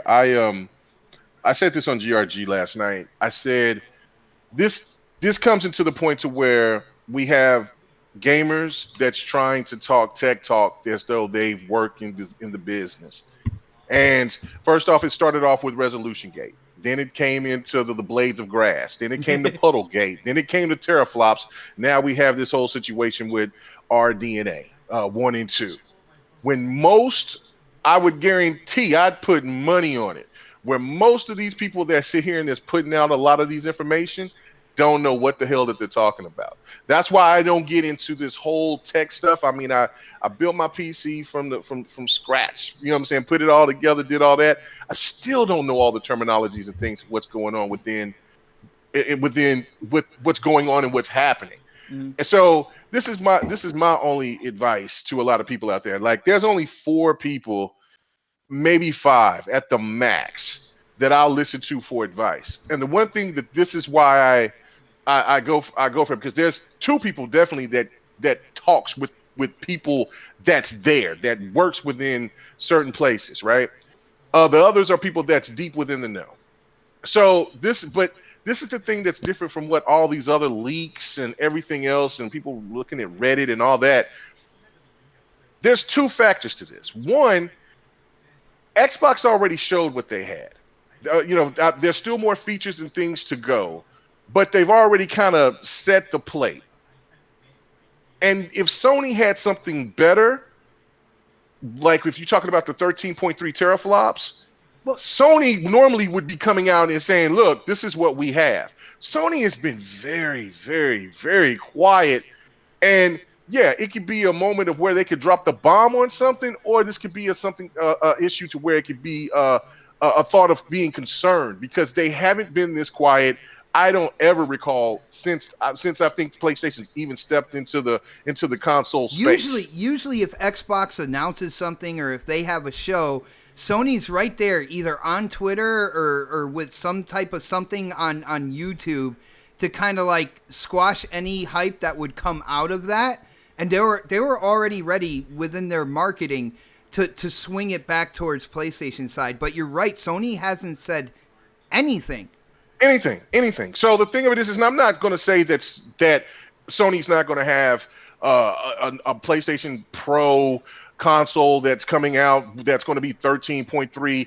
But the thing to me is that Sony is so quiet. Why would they not say, to get the momentum put back in their favor and not let other people dictate, because they're not looking so credible? I don't care who you are, what side you are. Because everybody, no matter, when you get into that game of acting like you can talk when you can talk and bring up everything and think that you know everything, you get hit with that one thing that you slipped and messed up on, and then everybody's coming after you. Don't matter if you pro Xbox, pro PlayStation, pro whatever, pro PC, whatever. Sony is playing the long game, dude. And however that they're playing this game, whatever, it could be the best strategy for Sony, or it could be their fail of the start of the generation. Who knows? All I'm saying is just wait and see. We have made all these assumptions about what was going to be this, what was going to be that. We know that Xbox has done all these type of things with their with customization, with what they're doing with chips and all this stuff. And let's just be honest. Pump the brakes for a minute and just be honest and say, we don't know. We want to know, but we just don't know. So I'm going to be like Pred, and like pretty much I think everybody else on the panel is like, pump the brakes. Let's not believe the hype until we see it. And for me, for Sony not opening their mouth right now, I'm kind of on the fence of saying that I don't believe that. I will say that, and that's another thing too, is with people that I rely on. There are certain things when these leakers come out and they say, oh, well, this happened, that happened, this and that. When I talk to certain people, I got to get this permission to say it. It's like, hey, don't say that. Just sit back and chill. And I'm not going to say nothing, because that to me is that's it's just like the person that laid off that put out the Xbox One X and laid it and showed it on the floor and had the serial number. Come on now. You know what I'm saying? That person's done because they wanted to get 15 minutes of exposure and they didn't even get that much runtime. You see what I'm saying? So with some people, when they say, hey man, don't say this, just let this play out. And then then I got to see, hey, if it's cool to say something, I'll say something. But other than that, I'm not saying shit until the time is right. Or if I don't know, I'm not going to try to come up here and try to boast and act like I do know when I don't. So just wait and see. That's my stance. Now, Mega, basically what we have a group of people who at one point in time said that it's not RDNA2. And now you have a group of people saying it is absolutely confirmed to be RDNA2. Now, one thing I will state, because if you watched the financial day, you saw what they were talking about. What is in the Series X right now with 12 T-flops confirmed RDNA2, this is hardware that rivals the 2080 Ti. It's like right under the 2080 Ti. If it's confirmed that the PS5 has RDNA2 architecture in their graphics, I would have to say that the 13 teraflops, 13 point whatever teraflops, has to be confirmed then too. Because why would AMD? First off, AMD is putting in technology in a console that rivals NVIDIA, kind of like their flagship graphics card on PC. So why would they do one at 12 teraflops and then the other one at 9? The only thing I could think of is Sony is trying to watch the cost of the console that's being developed. Yes. But yes, they are praying to God this time around. They don't want a PlayStation 3. They don't want a PlayStation 3. They don't want a PlayStation 3, and they damn sure don't want Xbox to come in and do. They want another Xbox One moment. And I don't think Xbox. I don't think that anybody at Xbox is going to give them that moment. And that's why everything is all hush hush and being quiet. See, if anything, I would say if you want a determination of how these consoles are going to be, I would say for these leakers and people out here, I would be trying to go for what the price of these consoles are going to be. What is the range from what we see? Well, instead of what we hear this crazy stuff about $800, $700. There's no way that those type of consoles are going to fly off the shelves. Series X is going to be Series X is going to be $600. I'm sorry to tell people. It's going to be $600 if there's a Lockhart. If there's a different type of Lockhart. But you also hear that they haven't seen any type of different SKUs. So obviously that should mean that there's some kind of customization going on, and it might be a different type of X that's got a different chipset to where it can still be the same SKU, but not a whole different one like some people think with the Lockhart. That's what I'm saying. So it could be 500. Microsoft could be in a position to where they're like, we're risking it all, Jack. We want to make Sony sweat on this one. And obviously, for Sony not opening their mouth and saying anything, they're feeling the pinch. Now, I don't know how severe, but they are feeling something because they're not saying nothing. I mean, nothing. The only thing that they've given out is the stuff that we'll be talking about here later on, and that's talking about these other games that they got coming out that we've already known that's coming out. We So definitely got to talk about that before. It's pretty weird. It's pretty weird to me, but yeah, no, I'm pumping my brakes on it. It could happen or it can't, and I'm not going to say that it's not. I'm not going to say it is. I'm just going to wait until Sony decides to let us know what's going to be in their box. I do want to say one thing. Huge shout out to everybody checking out the channel. For the first time ever, we have gone over 1,000 people watching the show. Shout out to everybody. We love y'all. We are gamers. We love games. We don't care what goddamn platform we're on. We love games. And we play the games, and we enjoy what our preference is. But in the end, we love games, and we're not going to diss shit that is not worthy of being dissed. Nice, bro.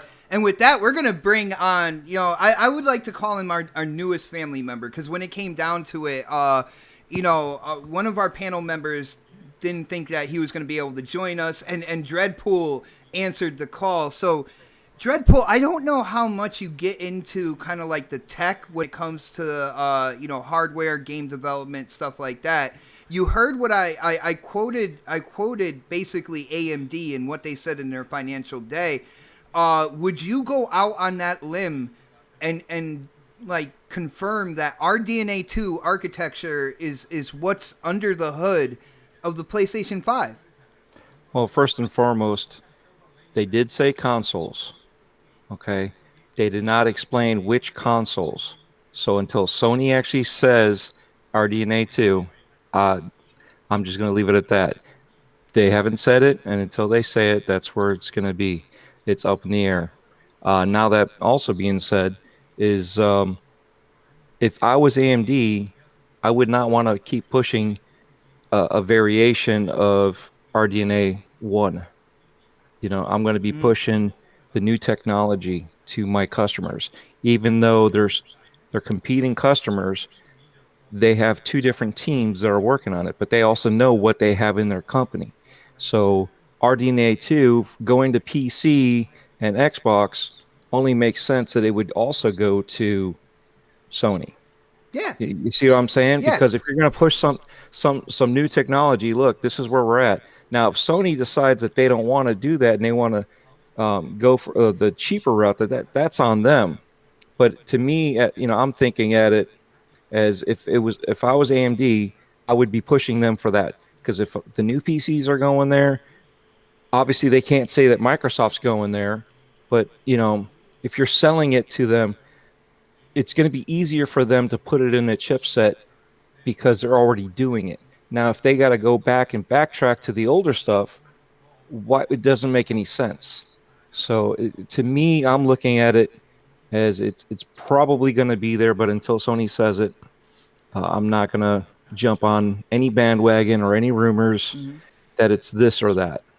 Dude, now, see, when it comes down to it, and yo, Dredd, we were talking before the show. I'm like, man, I'm going to get a lot of hate for this. But, dude, I agree with what you're saying here, because when it comes, when you break it all down, AMD, the guy on the stage, they pick their words very carefully. Like, and I think they're leaving it up to, both Sony and Microsoft to really say what's underneath the hood of their consoles. And Phil has come out and confirmed RDNA2 in the Series X. I'm not going to be the type of person that's going to jump the gun and be like, well, this is automatically confirmed for PlayStation from what this guy at AMD said, because he kept it really general. He said both Zen and RDNA. And we both know, the CPU is going to be different on each side as well. You have these companies going in and they're customizing these parts for their consoles, so they are going to have some type of difference to them. But I just don't feel comfortable saying with what they said on stage, what AMD said. I'm not going to put myself out there and be like, yep, absolutely confirmed, nothing to see here, people. It's all done. No, Sony has to say something now before I go all in and say, yeah, this is exactly what's being used, man. Yes.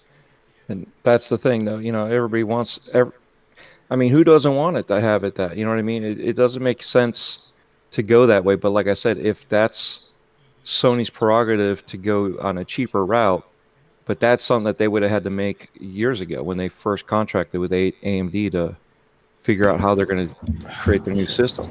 All right. And what technology they're going to put in. Obviously, there are two different versions of what AMD's tech is. So for them to not compete with each other, you know what I mean? They have to pretend like they don't know what the other team's doing. You know what I'm saying? Because it's that weird thing that it's the same company, but they're acting like they're competing with each other to sell the same product. Can I interject real quick? Let's not forget that, Sony is buying the servers through Microsoft. Microsoft looks at Sony as an actual customer, okay? And to absolutely make Sony null and void would actually hurt their bottom line. I understand nobody wants to hear that I'm sitting here and saying, hey, money matters, but to these companies, it does. Mm-hmm. And what it comes down to is AMD has two partners right now. They have Sony and they have Microsoft. And what does Microsoft have over Sony? And I get it. I get it. People are going to be like, you're an asshole. You're being stupid. But in the end, Microsoft has more money. Sounds like people have told you that a lot, Crispy. Like, I get it. This is what you're going to say. I gotta speak the truth, man. Crispy truth, man. Hashtag crispy truth, baby. But that's what I'm saying. Like, dude, like Microsoft has more money, but also, why would you take your customer and screw them? You know what I'm saying? There's no point in that. Like, I work in retail, okay, guys? I work in retail. I'm not going to screw my customer. All right? I'm not going to put them in a bad situation. I'm not going to make them feel like shit. Okay? I'm going to try to cater to them. All right? And they might have a underpowered console, but in the end, they're, you know, you don't know if Phil and Jim Ryan are talking or whoever. You have to realize that these backdoor deals are done. They're done. Okay? And you have to understand that no matter what an Xbox fanboy or a PlayStation fanboy says, you have to look at the money involved, because that's why Phil's sitting at the table now. And that's why Jim Ryan has taken over. You know what I'm saying? There's something involved that we don't see, and that's cool. Because you know what? I mean, that's with any company in any kind of like industry. There's always things that you don't see in the background, man. But dude, like I said, if it does confirm for RDNA2, I would have to think that the Ps5 would have to be in that 13 T-flop range, because they're using technology that RDNA2 is based off the CPU, if I'm not. No, GPU. Well, now, okay, but hold on for a second here. Now, I don't, you know, like I said, I'm not going to get too. Real quick, we did get a super chat. Hold on one second. Yo, Z Black Rider, an awesome supporter of this channel and this show. He says, hold on, wasn't Navi, quote, RDNA1 co-engineered with Sony? Now, I did hear things about that. I never got confirmation. They have the transistors. They have the actual hardware. Like, Sony's a hardware company. A lot of people don't understand this. Yeah. Like, Sony's a very good. Well, people were saying that with RDNA, when RDNA first appeared, and we were talking about the new consoles, there were people saying that, well, RDNA was built from the ground up for Sony. Like, nobody else can use it and stuff like that. Z Black Rider, I remember that. I remember when people were saying that, man. And me personally, in my research, I never got any confirmation on it, but I do know what you're talking about, bro. But I think there's a partnership. I can't find anything on it. I mean, I do find that RDNA is in the PlayStation Pro and the Xbox One X. You know, a lot of people don't realize you don't have to act nice on social media. You understand what I'm saying? But in the backdoor deals, like I've said 100 times, Sony's a very good hardware company.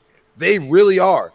But if you involve Sony having the Microsoft software, and then the hardware involved with what, you know, makes the consoles, I mean, why would you hurt them? I don't feel that's logical, because they're buying into your software, even though it's technically hardware, because it's, you know, it's the servers and this and that.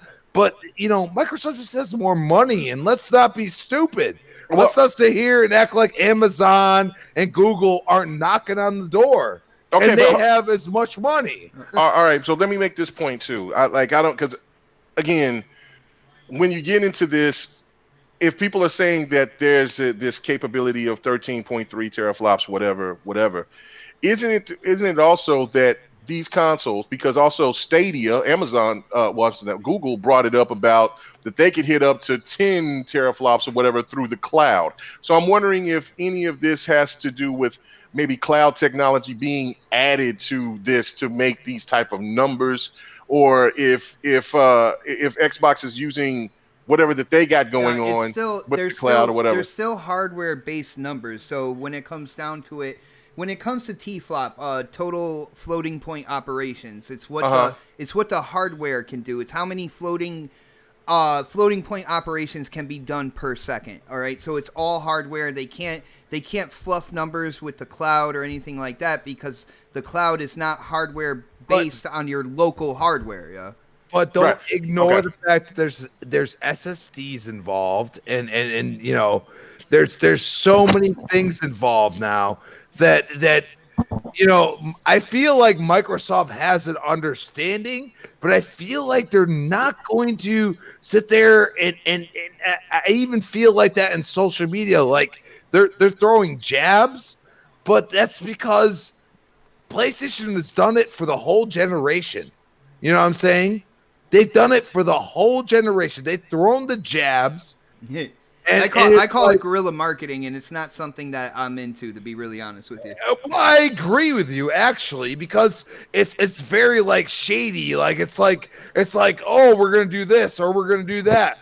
And the one thing I love is that even though they're kind of being a little shady, Xbox continues to give us what we are asking for. You know what I'm saying? Yo, we want to know. They're only giving us enough. They're not giving us all the information we want. want. They're not giving us the price. It's shit. The thing could be $700. Let's be honest. We don't know. But there's still more to the technology that we don't know. I mean, everybody's jumping on teraflops. What about the CPU? What about the speed? What about the bandwidth? I mean, there's a lot of other. That's why I was bringing up the cloud aspect of it. Anything after T-flop. T-flop is a very kind of like to the metal type measurement of power when it comes to the GPU. For the GPU. Anything else after that, the efficiency, stuff like that that'll impact performance, that's all kind of like piled on top of it. Now, where we're going in terms of efficiency and everything like that, we got brand new CPUs that don't use the stagnant Jaguar cores and stuff. I think efficiency, anything besides T-flop, will automatically make these consoles better. You know what I'm saying? So at the end of the day, T-flops are meant to measure just the raw graphical power of the GPU. It's just one measurement. Yeah. That's the thing. It's just one measurement, and everybody's taking it as if it's gospel. It's not. Right. You could have the slowest CPU. I mean, look at Xbox One X.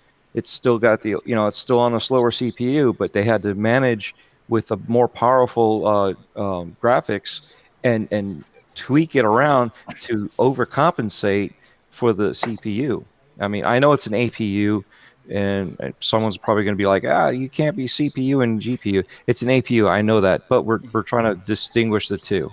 Yeah. Right. So that's why I think even if all this is talked about, and let's say that PlayStation does have what you said on the metal, a more powerful console, and from that retrospect, I think, and Microsoft has said this as well, is that the cloud is going to dictate a lot of what is going to, not only with AI, but with what the capabilities they can do with pushing things even further and making things more powerful within what's going on with their servers. So who the hell knows? That's what I'm saying. Let's just wait and see. That's why the one thing I do know for certain is now that these consoles are definitely going to be on the same is going to be at the same type of time frame like the PlayStation 3 and the Xbox 360. No doubt about it. I want to shout out Other Zinc real quick. He says T-flops is the main measurement. Yeah, brother. Like I can take it into like terms of a car, right? T-flops being the horsepower. But, when it comes down to it, you want that horsepower hitting the road. So anything else in terms of efficiency and performance would be like the tires that you're using, the type of transmission and stuff like that, to take that power and equal it out and make sure that power hits the road. So you're using all that horsepower. So the horsepower is the T-flop. Anything else is kind of like transmission, tires, stuff like that. You have 1,000 horsepower in a Skyline, or you have 1,000 horsepower in a Challenger, and you're going to hit the road a lot better in the Skyline. Just saying. Well, so here's the other thing, being a car guy. Horsepower is great, but guess what? If you don't have the torque, you're not getting off the line until you're higher end. Yeah. So Yeah. there's the other thing. There's torque. You know. So you guys are talking about other items like tires and stuff. What about compression? Are you a high compression, low compression? Do you have a turbo? Do you have a supercharger? Are you all motor? You know what I mean? Naturally aspirated. Twin turbo So, all day, brother. Yeah, So you're yet saying if you're again, Johnson Rock, look who comes in here. Look at this. Look at this. The He couldn't let. Don. Look at that. He couldn't help himself. He man, I had to he seen the congratulate you numbers. guys, man. I saw you guys broke over 1,000. Dude, Congratulations on that. try again. I have no idea what's 1,300. going on. All I can do is give a huge shout out to everybody checking out the show right now. Yo, Yes. Don, real quick, and I don't mean to cut anybody else off here. Like when it comes down to it, Don being an independent developer, Irrelevant. Working on, well, you have a little more kind of like insight into the gaming industry and whatnot. And if you are, you're creating a game, an indie game as well. So Yeah, not a big deal. I would think Anyways. that you would have your fingers on the pulse when it comes to hardware and stuff. So with what AMD said, I'm not sure if you were checking out the show before. If you want me to re-quote what they said on there. You're gonna have to re-quote. Basically, the quote that's in kind of like contention here that people have gone crazy about: next-gen consoles will use our latest Zen technologies. They will use our latest RDNA technologies. Now, people have gone out on a limb here, made YouTube channels about this, everything saying that RDNA2 is absolutely confirmed for the PS5. Me, myself, I'm like, pump the brakes on this. We're dealing with consoles that have custom-built chips in each one of them that, you could be using technologies, but not like the whole thing here. What do you think about this? Is this an absolute confirmation that RDNA2 architecture is going to be underneath the hood of the PS5? The PS5, I think Sony's pretty much already confirmed, or there's been leaks that they're not using complete RDNA2. That's public knowledge. It doesn't mean they're not using elements or majority of RDNA2, but they're not using all of it. Now, the only thing that I would think of for them not to go kind of like full force is, like, we heard about, the rumors about how much the PS5 is going to be to manufacture, between $450 to $480. I'm thinking the Series X is going to be like around $600. So with that being said, it looks like the cost of the Series X is actually, for manufacturing, is going to be more. The only thing that I would think of to kind of say it's not... I would say people are getting a little too ahead of themselves on the pricing side of things. I know why that stuff is out there, but the harsh reality is you don't know what price they're getting stuff at volume. In regards to that, also don't know how long those contracts are, which also plays a factor into price, and also what contingencies they built into the system itself when they do it. They do have a target price in mind when they design these things, Yes. but I would say it's really hard to backwards engineer the pricing on these sort of things, because you also don't know what their game plan is as far as loss or what they plan on doing there. Uh-oh. What's there? wrong now? Hold on. I have to fix my headset real quick. Bot gets over 100 viewers. There we go. Drops the ball. What there is we go. going No, on we're here? back. That took a split second, man. Come on, bro. No, man. What part did you get? What part you didn't? I mean, I was just trying to soak in like everything you were saying. You said that Sony, it's basically been put out there that Sony isn't using a full RDNA2 architecture. Do you have anything to point back to, so that I'm sure I can find stuff if people are interested. But the thing is, the problem with pulling all that stuff out is people are going to take it completely out of context, right? Dude, yeah, I'm pretty sure I'm going to get some heat on Twitter for my thoughts on this, man.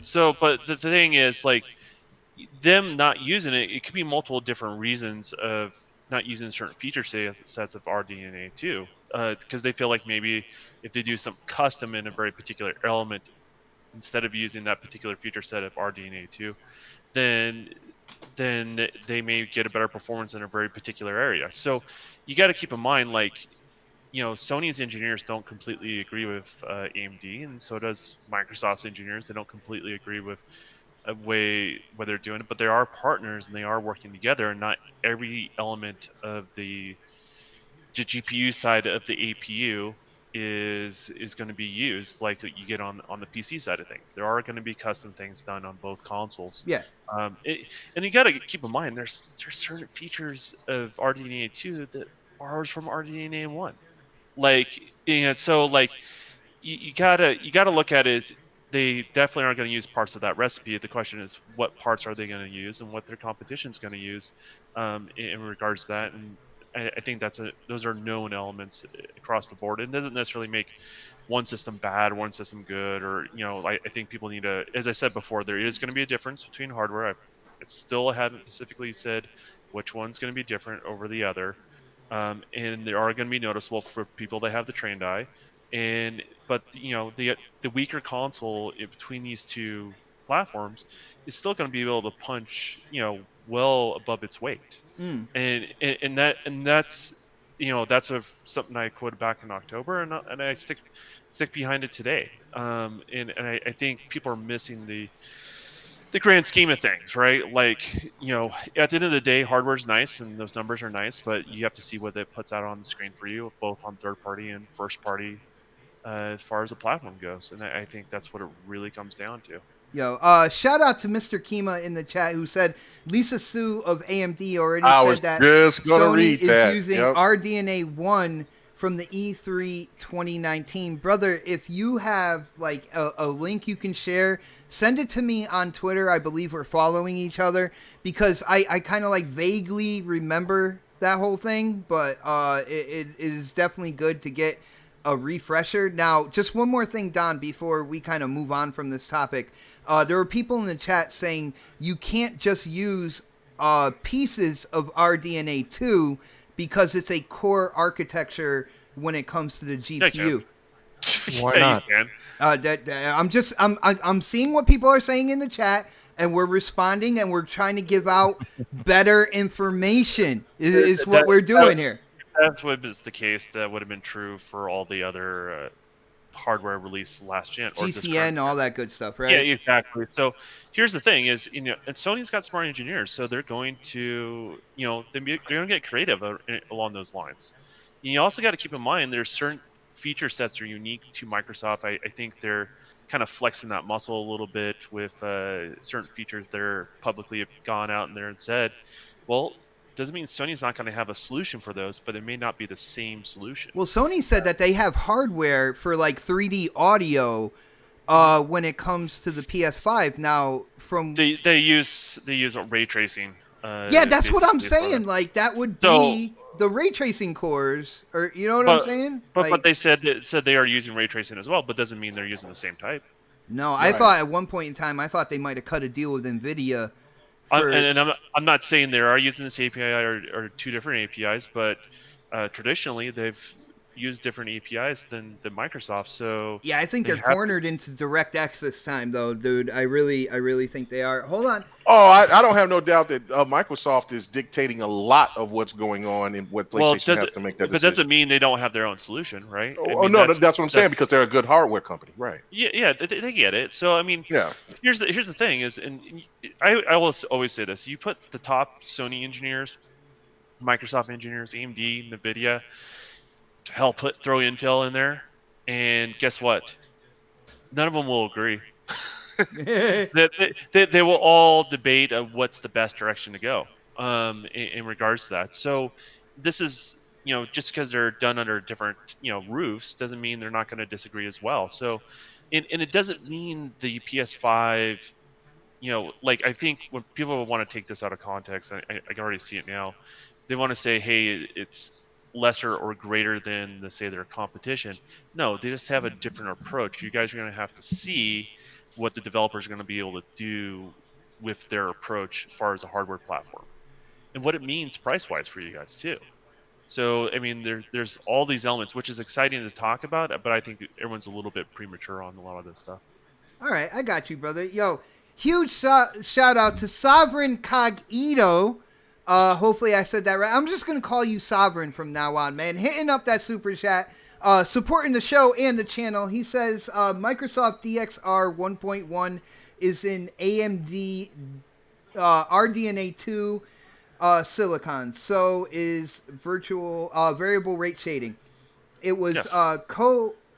co-architect and co-developed by Microsoft and AMD. Microsoft patented variable rate shading. They patented their own version of variable rate shading. I mean, the concept of variable rate shading is not new. It's just a more efficient way of doing it, as far as Well, what variable Microsoft's rate done in the shading past. is, in my opinion, is directly tied to ray tracing because we saw No. with RTX. Well, in terms of it's a way to stabilize the game better.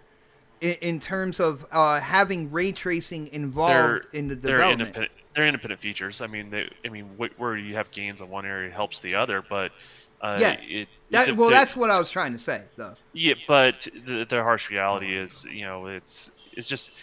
I mean, here's the thing: those are unique features to Microsoft. I think Microsoft is flexing that muscle in regards to those areas. But the whole idea of variable rate shading is not a new concept, right? So it's just a better implication as it's done in the past. So going forward, do you think Sony is just going to ignore that sort of feature set? And no, they're not going to. They're going to have their own solution, right? And it's the same thing with ray tracing, right? The ray tracing's, they both use DXR, right? But they use a different variant of DXR between NVIDIA and AMD. So if you think about that, like, there's going to be different solutions from their competitor on that sort of stuff. And so, we'll see where it all goes. And, as I said, there doesn't matter. I mean, both consoles are going to be able to punch way above their weight. And here's the other thing I think a lot of people always miss saying is, like, now the new console is going to make PC irrelevant. Totally not true. No, dude. At Because the end PCs of the year, are going to get a huge boost yeah, they down the end of the year, which Dude. always happens. So, like, they all feed into one another. They all need one another. And I would say that with cloud too. Cloud going to help the industry as well, and it's all going to feed into the grand scheme of everything. Nothing's going to really replace anything.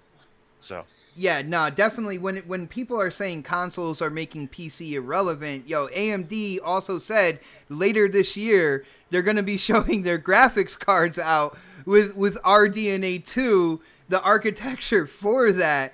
So it's like, yeah, no, we have something. Something has been announced that's not in PC gaming or the PC industry right now, but it's coming very soon. Like, don't all of a sudden just throw. I believe that's called the Ripper. If I'm not mistaken, the Ripper. Well, Threadripper is a CPU. It's a CPU. It's not a GPU. So with that being said, like, well, it's not just that though. NVIDIA has the new offering that's going to be out, by the end of this year, and I would imagine same with AMD. So yeah. I just NVIDIA, the power consumption, like I've been looking into all this. The power consumption is going to be the question mark for what they're trying to put out there, because but for a PC gamer, they don't care. They just buy a bigger PS. That is true. It doesn't really work great for a closed small box. They'll start bragging about console. their power supply and in their rig, like, this is what I'm pumping out right now, man. I have a 1600 watt power supply. Here we go.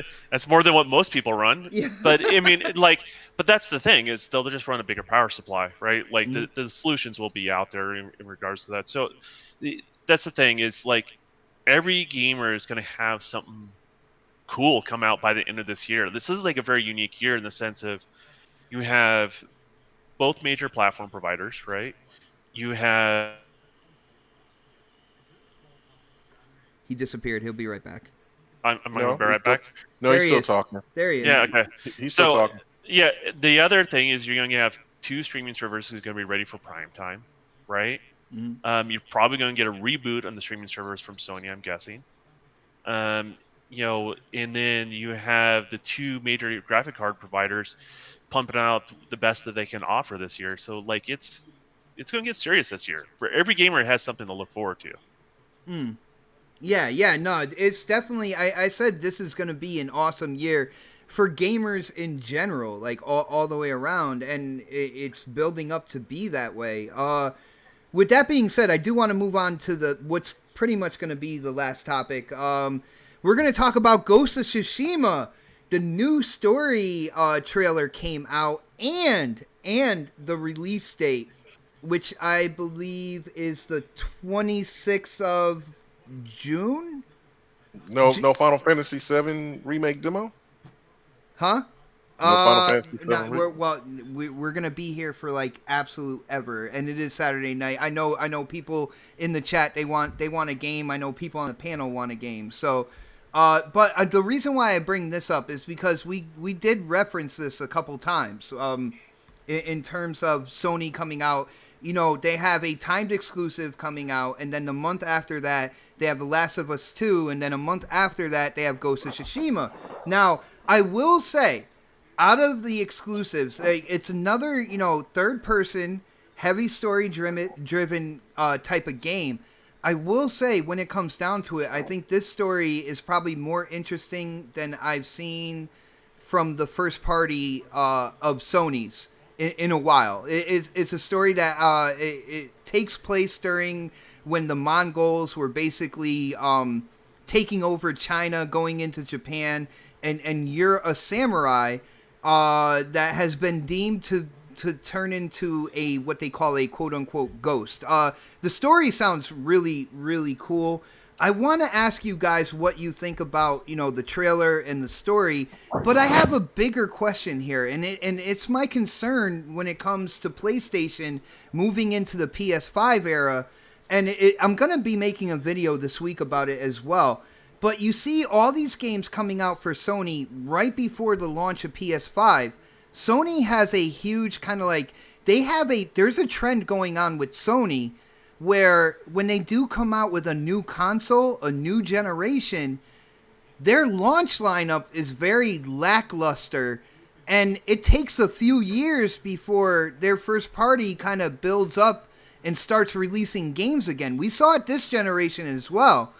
And I'm wondering if seeing all these games come out right before the PS5, if you guys have any thoughts or concerns that Sony is going to continue their trend of launch lineups not really being kind of up to par. Are you going to leave 106 million consoles behind? Well, we'll start with you, Crispy, on this then, man. What did you think about the gameplay trailer? And what do you think about the game? With what we've seen so far. And then answer that question. Do you have any concerns that when the PS5 comes out, there's not going to really be that much of an offering from first party? I'm thinking that they're going to cushion it with, even though there's backwards compatibility, I think they're going to cushion it with PS5 versions of The Last of Us 2, Ghost of Tsushima, stuff like that to kind of cushion that blow until the middle of the generation. What do you think, bro? Well, let's be honest for a second. I mean, Ghost of Tsushima was a story trailer, okay? Yes. There's maybe 10 seconds I counted, I mean, I could be wrong, of actual gameplay. And it was, for me, it's no new thing. This is not new, okay? No. This is what it's been, okay? And the thing I have a problem with is that, are you going to hit the multiplayer gamers? Because eventually, the old school gamers that play your games are going to either move on or want to play with their kids or something like that. And I go and say, okay, I understand you want to keep those 106 million. I understand that. But in the end, you're releasing a new console, okay? Now, me personally, I would have pushed something back. Something. Last of Us 2, something. Now, the thing I think they're going to do is involve a remaster or up-res to a DLC to either of these games. That's what I think they're going to do. They're going to hide it behind a DLC. That's what I believe is going to happen. I don't think there's going to be any multiplayer, dude, to be really honest with you.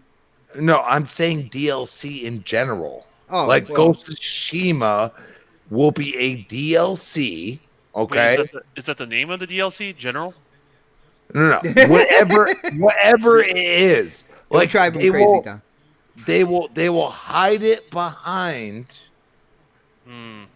releasing they release it on PS4. I understand that because you have so many people involved in that.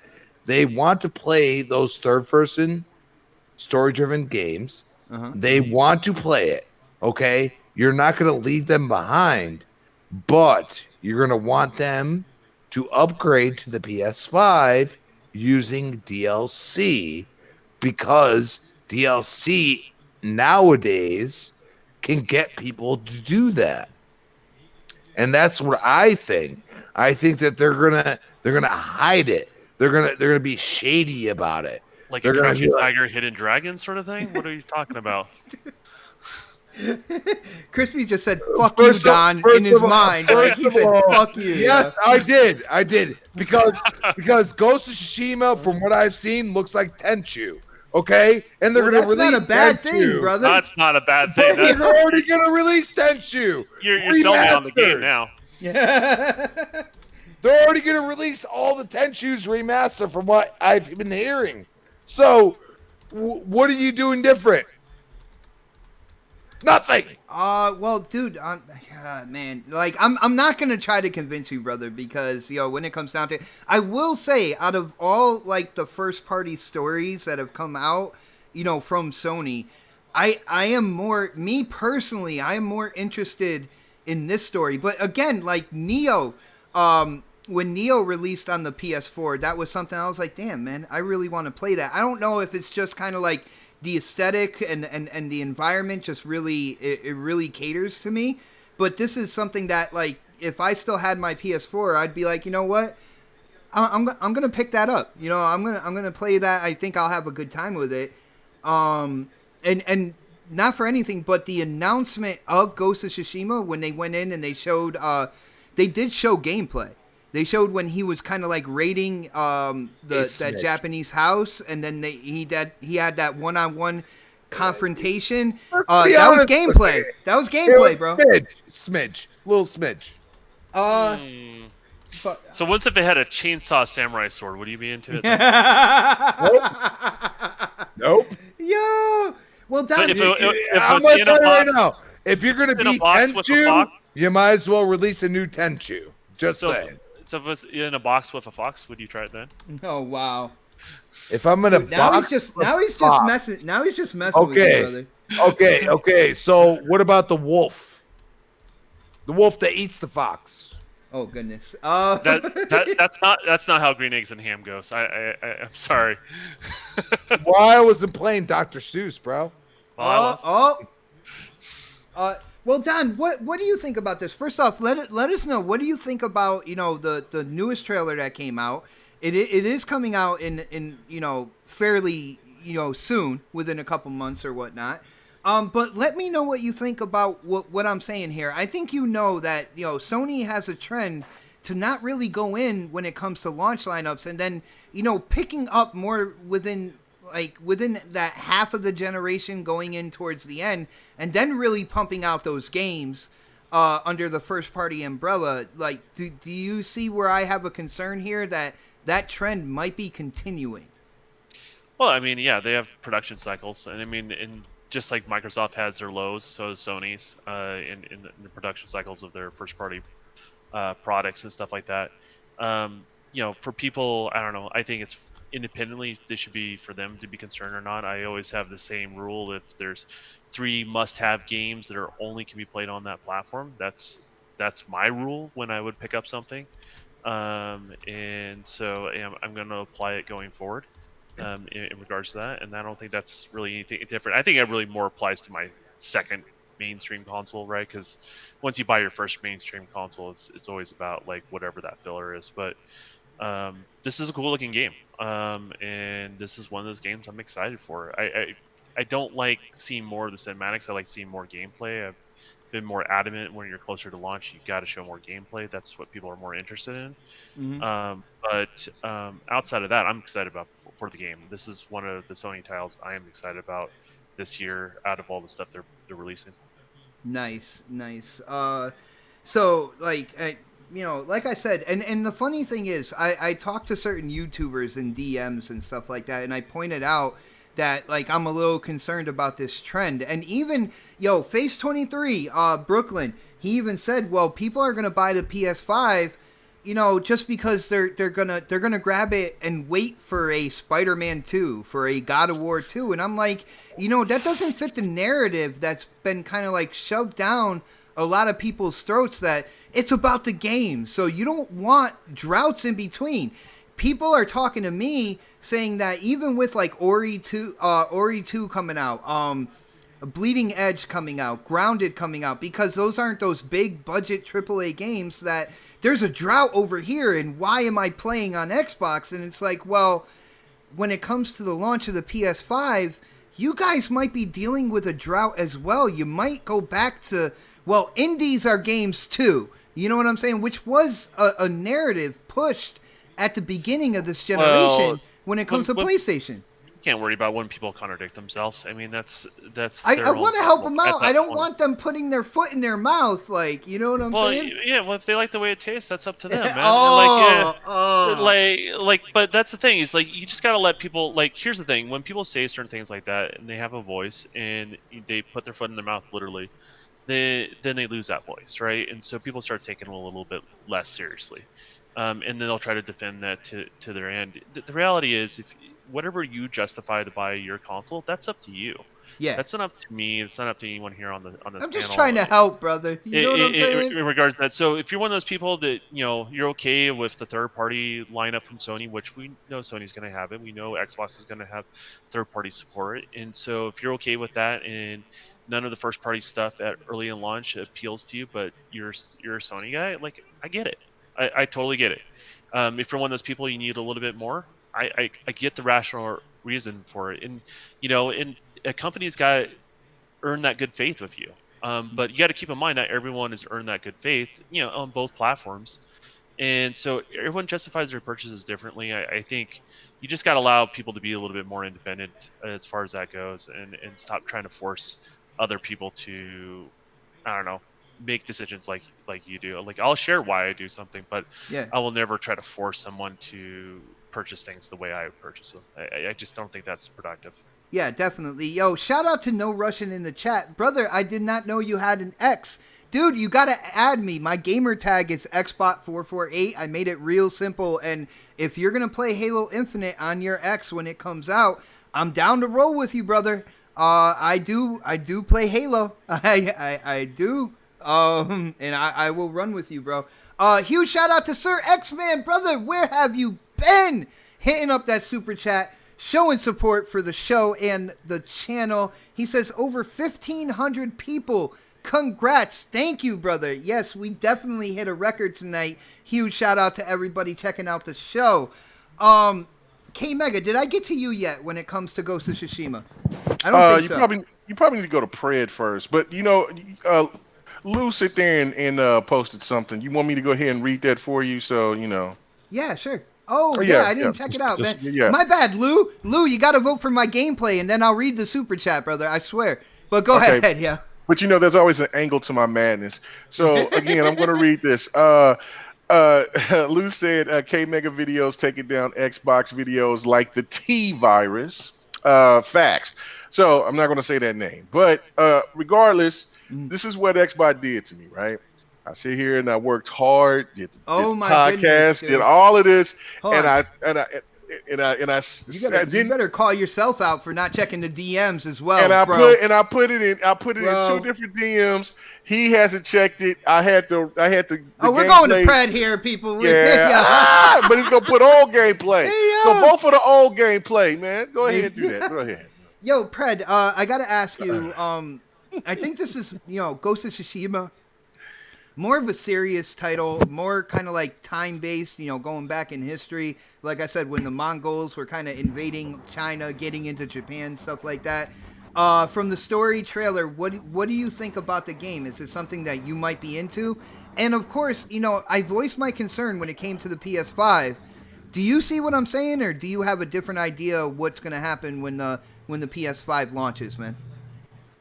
Say that. What was your idea? Because I had to step away for a minute. My whole thing is Sony has a trend of being very lackluster when it comes to their launch lineups for new generations. And what I'm seeing here is with the release of Last of Us 2, with the release of Ghost of Tsushima on PS4 before the release of PS5, to me it looks like that trend is going to continue.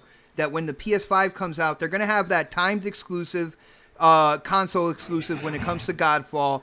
But I'm not seeing too much else there, and it seems like they're going to still follow that trend of their first party not really kicking in until halfway through the generation. So what do you think? Forgetting about Final Fantasy VII. Final Fantasy VII is a timed exclusive as well. All right, and I did really want to talk about that. We're gonna have to talk about that at a later date because I'm kind of happy that I only have an Xbox right now when it comes to that title to see exactly what they're gonna do for Episode 2, how much is it gonna be, and how long is the wait. But go ahead, Pred. I'm sorry I went off a little bit there. No, that's good. So I do see the concern with those two games like Ghost and I forgot they had another game coming out, whatever the hell it is. Last of Us 2, right? Like those. Think of it this way: if they did not come out with those games right now, how long would their drought be between? What was it? Fucking Jar Baby and then the next game that comes out. Like that's a long ass drought as well for them. I think that game was the last exclusive that they had that came out, right? Jar Baby? Yeah. Death Stranding. I got you, brother. It's funny. I knew exactly what you were saying with Jar Baby. That came out. When did that come out? Anybody else? Just guesstimate. Like it was like over the November. November. Yeah. And so like you're looking at November until, let's say that's a whole year. They've done that. They played that game before, right? So that's them learning from their last mistakes and saying, hey, we need to release things. So, what Sony has really been good at is keeping people entertained, keeping people involved in their platform, even if they don't have anything coming out. They project out far enough and see the gaps, and they've been able to like 4 years out. Yeah, bro. Yeah, they've been able to piece and put things in there where Microsoft's fuck up was Scalebound and Fable. And there was that created, when they canceled those games, that created that drought where we had nothing. And then, some other things going on with their budget, whatever. But like that drought sucked for us, right? And Sony sees how shitty. See, they survived. Sony survived earlier in that drought because they had, they were getting those AA games coming in, and well, they got Infamous. Infamous Second Son came out. You had Bloodborne come out. But like when it came down to it, but there was a drought between. It was trickling. Yeah. Yeah, there was like about between about a year and a half, almost 2 year drought for them. I don't think it was that long. I think between God of fuck, I don't remember. God of War came out in 2018. No, it wasn't God of War. It was like Uncharted and something that there was a gap. Street Fighter and Uncharted came out with No Man's Sky that year. Street Fighter didn't do well. No Man's Sky didn't do well. Yeah, No Man's Sky didn't, and Uncharted didn't do well until they bundled it with the thing, because it was stuck at like 2.1 million. It was a lot. I think it was between the Souls game and then Uncharted where that gap was, where it was almost a year, maybe 9-10 months or whatever. Yeah. And they've played that game before, and I think they see the thing Sony's really good at. They see what Xbox gamers complain about, and they try not to do that. So that's the best way to do things. Great point, man. That's a smart move, though. If you think about it, is because look at what's going on over there. Let's not make that mistake. And so, they're treating it as a potential customer, right, Brett? Exactly. I mean, that's the way they handle it. And so like I see the concern with their drought, with everything going, and like I think Crispy said this earlier, like they may do a bundle or a up-res version, or like a championship edition or something like that, like when PlayStation 5 comes out, and maybe if they're nice, they'll sell it at a cheaper price, but like that's not good for gamers. Xbox came out and they said, and even the guys at Cyberpunk came out and said, look, if you buy this game, when it comes to the next console, it's going to get up-res. There's no charge for that. And it's going to get the bells and whistles for the Series X, man. Exactly. Like they came out and they said that, and Microsoft came out and said that as well. That's on the developers to do that, but Sony has not come out and said that shit. So like when you buy Ghost of Tsushima this year and you get your PlayStation 5, the smart thing, the thing that we want to happen is they do the same exact thing that Microsoft is doing. However, they have not announced that yet. Just I like think they haven't announced. Repackage it and sell it again, bro. And that's exactly what they did at the beginning of this generation. They repackaged everything. The thing is, you can only do so much of that. Eventually, there is a breaking point on things, on everything, right? Customers may kind of like, I'll take it on the chin and take it on the chin, but eventually, certain things will push customers over the edge. Yeah, right. And it depends on how many games they do that with. Like Ghost, I think they'll do it with, and then like, okay, look at like GTA 5. Like when that came out, they sold it to us again, and we paid for it, and we still buy it. It's still in the top 10 sometimes. It pops in there every now and then. But there was no other contrast back then, right? Like now there's a contrast, and so people are going to ask the question. Yeah, because you can always like Microsoft came out and they gave us 4K textures for free with games and stuff like that we purchased before when they came out with the new consoles and stuff like that. Like they up-res everything with no charge. They took them some time to do it, but they did it. Whereas, that was their plan when they released the One X anyway. Because like when it came down to it, Xbox was not in a good spot with Microsoft at that point in time. They only had so much money, and Phil decided to put that money into getting the One X out. And what they were going to do was, kind of like bring up the other titles that had already come out. Unfortunately, so my question to everybody out there, like if you're going to get a PlayStation 5 at launch, are you willing to rebuy those games if that's the option? Like your favorite, like your Destiny 2s and your, thinking about all the games they marketed, or are you going to get a better version of God of War and pay money for that? I was just going to say God of War because I think that is the one game people said that is the game of the generation. Yeah. Will you buy that again if they offer it PlayStation 5? And here's the other kicker to that. Like some people, they love playing the games multiple times. Like look at most of their games, the exclusive specifically, they're all single player, right? Crispy said something about that earlier. When are you gonna poke that titty and let me be happy about this shit right here? Like you're not giving me that part of my gaming library. Like when are you gonna address that? And the thing that Sony's been able to get away with over this whole generation is criticism. They've been able to it's been like some people criticize them, but it's been swept under the rug. Oh yeah. And one day it's going to catch up to them. Look at like the EA thing with loot boxes, right? People express their frustration with loot boxes for a while, but it finally hit a critical mass, and EA was unfortunately the unlucky one with some of their decisions. So, that's the thing is things that people get upset about eventually hits a boiling point. People are willing to put over to a point, but if your timing is off, it's cruel. All right, guys, just real quick, and hold on to that thought, Pred, because I'm not going to ignore Lucifer's super chat here. Yo, huge shout out to Lucifer. Thank you, brother, for supporting the show and the channel. He says, $2 makes Xbot holla. Battle Toads! That's right, brother. Thank you.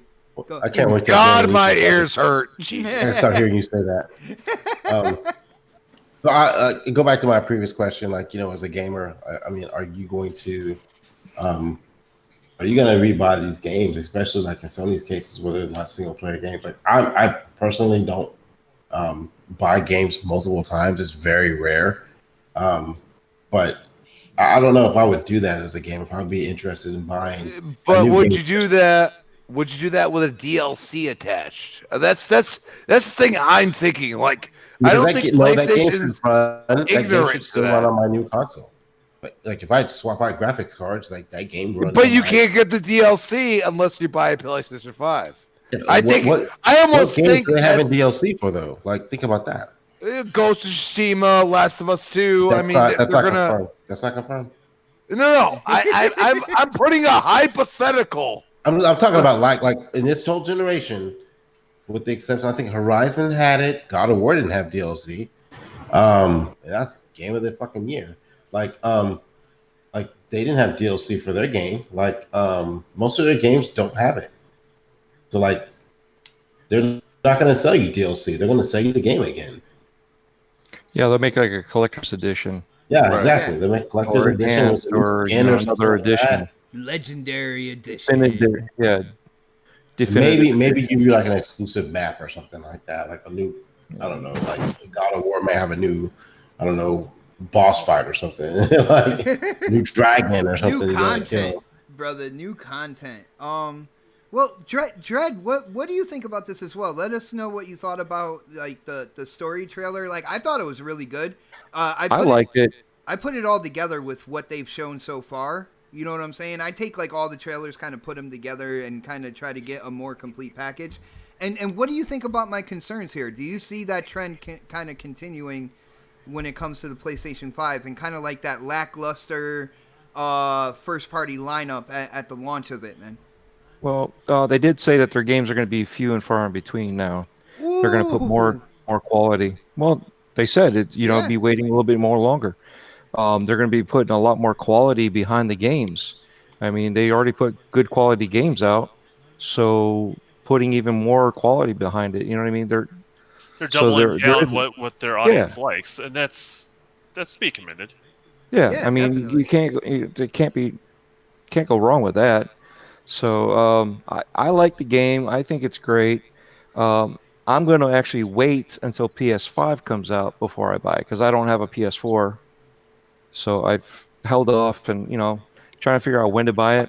Well, now that PS5 is going to be, Dude, if I knew, I would have sold PC. you mine when I sold mine, man. Oh You well. could have just let me borrow it. No, I could've given it back I to you. needed the money, bro. Okay. Rent it. So, yeah, exactly. So anyway, but yeah, we can. I don't know. I'm going to wait till PS5 comes out. I'm going to get it then. So even if they do the up-res thing, I'm buying the PS5 version. I don't think they should do that. I think it should be free, just like it is on the PC and now obviously Xbox. Well, So do you think that maybe the PC market's going to force them, since there's obvious evidence that they're going to release on that platform now? yeah, I mean, that's going to get, because they can't pull that stuff on the PC crowd. They'll eat them alive, right? So, well, yeah. The only reason why they were able to do it last time was because it was PS3, and they couldn't just shift it over that easy. They had to rebuild the game. yeah, that's a So lot different. But yeah, I mean, now really, that the difference between having access between one file versus another, right? And Right. they've already created the assets, and that's what I keep trying to explain to people. When you create art assets, you've already put in the work, and you already downsampled it for whatever that performance profile is. So it's not really that. I mean, it takes work, but it's not as hard as people make it out. Yeah, you're not rebuilding it from the ground up. You're Exactly. just making tweaks. You're tweaking it for the engine to work on this system. They're all x86 setups, so it shouldn't be that difficult. I mean, yeah, you might have to get into figuring out why there's a bug on this console or this uh, let's say graphics card for PC. You know what I mean? You still have to figure out why this combination is tweaking out this game and performing a glitch. But after that, it's nothing. Like you said, your all your assets are there.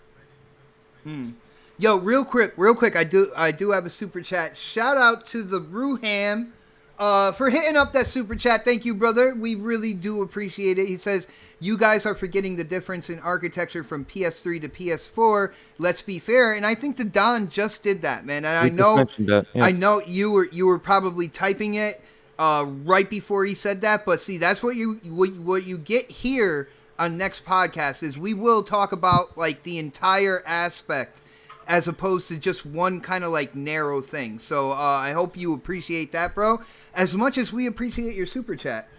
But so when it comes to the drought, do you see a drought coming for PlayStation 5 like at its launch from first party anyway?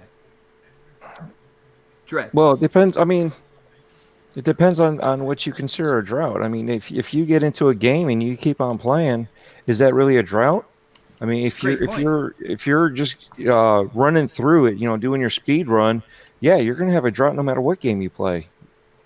I want to be honest. Well, now you say it that way. Did anyone really ever experience a drought this generation? Because I always Exactly. felt like I had more games than I had time. Yeah. Like on both platforms, to be honest with you. That's the way I'm looking at it too. I mean, granted, I'm mainly Xbox, but I also have Stadia. I'm still playing games there. Um, uh, I'm playing on the phone. I'm playing, the old console games. You're playing the Nintendo. So there's still a lot of games out there. So if you're looking for new games, there's still stuff out there coming in every day. I mean, you look on Twitter, and there's a new game being brought out at least once a week. I mean, you sometimes there's like 5 games. I'm like, man, I can't keep up with these Dude, games I that are know coming out. March is absolutely packed for me, man. I'm like we finally got to March, and I'm Ori 2, Doom Eternal, Bleeding Edge, Grounded. I'm wow. Yeah, but everybody wants these AAA bangers. But what is a banger though? It's something that a lot of people like. Not everybody likes everything. You know what I mean? Mm-hmm. So just because everybody loves God of War, I like it. I haven't played it. It looks interesting. I've been watching other YouTubers playing it on Twitch and everything, and I'm like, this is awesome. The graphics look great. And what are you playing it on? I'm playing it on the PS4. You're not playing it on a Pro? Nope. It's a PS4. Wow, it still looks awesome. It's because they put the time in there to make it look good, even on the lower console. Yeah. So when you look at it like that, there's games to play. There's stuff to do. Mm-hmm. I Dude, don't know. I'm right there, y'all. I'm right there with you when it comes down to it. At the end of the day, I don't think that there are no games for any system out there, and that's just a narrative a certain small group tries to like put out there, tries to utilize, and tries to swear that is the end all be all, and it's really not. So, on that note, man, I applaud you for being a true gamer and realizing, that we've had games this whole generation. It's definitely a respectable thing for somebody to recognize that, Who did I not get to when it comes to Ghost of Tsushima? Did I get to everybody? No, but it's okay. No, we can't end it without you, bro. Oh well, no, you can go ahead. Brother. When it comes down to it, Ghost of Tsushima. What do you think about the story trailer that we saw? And of course, what do you think about my concerns, bro? Do you think that they are valid concerns? Do you think that I'm just being an Xbox fanboy, or do you think that Sony will kind of like learn from what they did in the past, and they're gonna have a crazy lineup for the next generation PlayStation, man? I don't know about their lineup being crazy for the gen. I know that they'll have GTA, things like that. Maybe a Street Fighter 6.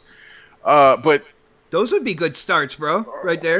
They'll be good starts, but none of those games will compare to Halo. I mean, I'm not trying to compare at this. I do as a consumer. I will compare. I mean, everybody else can compare, so I'm going to compare. So they're just being realistic on it. But is Mega Stick measuring?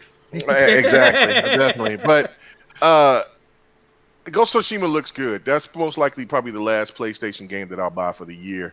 I'm not interested in The Last of Us 2. I know that there's a lot of people that are, and I'm excited for you guys to be excited for The Last of Us, but I just don't care about the game. Hold on, are you getting Final Fantasy? Yeah, I'm gonna go ahead and get it. That's another topic to talk about, but yeah, I'm gonna go ahead and get it. I'm gonna double dip. So that'll probably be the last game that I'm gonna double dip to, because even if Ghost of Tsushima, they have DLC, and if Sony does some kind of weird thing to where they want to do a complete edition with enhancements on the PlayStation 5, I'm not confident. So it's listen, this is the ultimate thing overall. If PlayStation doesn't have some form of special delivery like Xbox does, it's game over. gamers will be you don't have a Game Pass type service, and you don't have a special delivery type of service, but you do give us backwards compatibility and PlayStation Now, but you're not giving the same type of value to your customer. Nah, they are going to get pissed, Well, and people will they'll weigh in wait. for sure at a minimum, right? Yeah. They will weigh in. They will weigh in. And I think that it will be even those that are diehard Sony fans. They will definitely weigh in if they don't have either one of these features to where the gamers can actually feel like they're investing into not only a really good product that's going to be coming, but also wanting them to invest into the PlayStation 4, and then you turn over. So they got to do something to where they can turn the game in, and maybe if they want to pay $15 for 10 $15-$20 for the DLC or the complete edition for that still seems whatever, but it's better than just rebuying another game, even though like what they did with The Last of Us by doing a enhanced version. The gamers ain't going to play with that anymore, especially when they're going to PlayStation is all confirmed to doing the backwards compatibility stuff. And I do feel like if this is a $500 console, a lot of PlayStation fans are going to wait. Like this is PlayStation's 360. Where there was a lot of gamers that just didn't want to take that hit of the $500, and they were just going to stay with the 360 because it's the more comfortable, reliable console. It has more games, and look, we'll wait till the price go down. I think a lot of PlayStation gamers will do that. So if PlayStation doesn't play their cards right. I know PlayStation do a lot of good things and they're smart with how they market and all that. But if they don't have special delivery, if they don't give the value somewhat like a Game Pass, I don't look at it as it being a really good start for them, in my opinion. But Ghost of Tsushima looks great. It does, man. It looks fantastic. I'm definitely that was one of the games that was on my radar. And of course, like I said, they got bangers coming all for the last couple of months. I mean, you got Final Fantasy, you got The Last of Us, and you got Ghost of Tsushima, and then of course you got Dreams that dropped too for the people that's interested in that game. And I don't know what they might have towards the end. Like I said, I think that's why they have their bangers coming out kind of early. It's kind of weird to me, but obviously they're going to have some kind of game to complement what they're going to be bringing to the beginning of the new console era. So I'm excited about the game. Only thing that I'm nervous about is the combat. Like I don't give me no Dark Souls type of combat, hitting the bumpers. I'm tired of that. I mean, good God, can I hit the X? Can I hit can I hit the square? Can I you hit the A button? Can I hit the X and the square button and do some things? Oh, yeah. You know what I'm saying? A button, Whatever. my bad. No A button on the PlayStation. But can I get something other than hitting the damn bumpers to do something? Let the bumpers be something else. But that's the only thing that I would say that I hope the game is more action than it is cinematic, because PlayStation has a real big problem with that and with their games. I know that they look beautiful, but there's a reason why they look beautiful and they don't have a lot of because there's not a lot of gameplay written into it, man. But that's what makes Horizon. That's what makes Dawn. Horizon Zero Dawn a lot just very surprising and refreshing. Because and also Days Gone. I'm actually a fan of Days Gone. I've been playing it. So but that's just one of those things is like, just give me more gameplay, get more action. I don't want to go through a 10-15 minute sequence of just action and then you give me 30 minutes of talking and movie watching. I don't want to do that.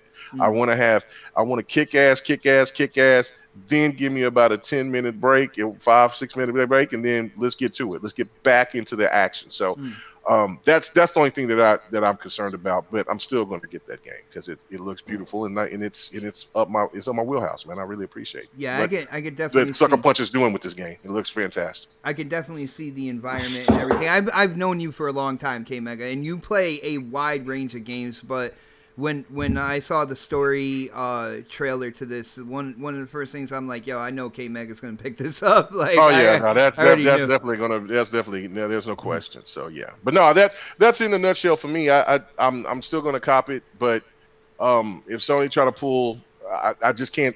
I don't see even with like a Grand Theft Auto type of deal. I don't see the gamers pulling for that type of stuff just for the mere fact that uh, this whole value thing of what's going on with when gaming, of where they want to have these services and people can go and get these services instead of getting hit across the head like they did at the beginning of this gen. I don't see gamers really putting up with it like that. I guess we'll see what's going to happen. We still got months to go before the launch of these systems. I will say, when it comes down to it, we're all waiting to hear from Sony. We're all waiting to hear about what their idea is with the PlayStation 5, what they're going to put out there in terms of hardware, and of course the launch lineup and the features, which I think a lot of people, when I bring up features, they try to say, oh, we're not worried about features, we're worried about games. I bring it back to the point that before this generation, you would have had to buy an Elgato and do all sorts of stuff to be able to stream your games out on your console to Twitch, to YouTube, and stuff like that. That is a feature that came this generation that I saw a lot of people take advantage of and really have a blast using. So yes, I am interested to see in terms of features. It's a feature I didn't even really understood what it meant to me as a consumer until like 3 or 4 years into it, right? Like that's the thing, is like you never know what's going on. And they created a monster with the Don. I don't know what you're talking about. I have a small following, and I appreciate every single one of them. Oh, definitely. You want to hear something funny? Is a couple of Fridays ago, I ended up streaming, and it was just, normally I stream on the Xbox straight out, and I can't see anything because everything's on my TV. Yeah. I literally use the Game Console Companion to stream to OBS, and I was streaming from my Xbox to the OBS on here. No Elgato, no nothing, and it worked. And it's just funny how there's a lot of things that are working, and now there's an Xbox app on the PC too. So it's just funny how everything's coming together, and most of it works, no problem. Brother, all gaming is coming together when you think about it. Everything from mobile to console to PC, and the only place I really see, and I know a lot of it is kind of like the community I'm in on Twitter, but the kind of like the fanboy stuff and all that stuff, I see a lot of that within the console space, and it's like, yo, guys, why can't we just have common sense? Talk about the topics, but don't like throw either one platform or the other under the bus. Call them out when they need to be called out, but praise them as well when they should be praised. Like, and I see a lot of that within the console gaming community, but you're right, man. In terms of gaming as a whole, it's all coming together. That it's all creating kind of like a central hub, and it's really, really exciting to be a gamer, from this year moving forward, man. There's a lot of cool things that are coming out. We're getting new consoles. We're getting a lot more connectivity. We're getting crossplay when it comes to third-party developers. So if you're on Xbox, you can play games against PlayStation people and vice versa. And it's really awesome if you think about where the industry started from and where we are now.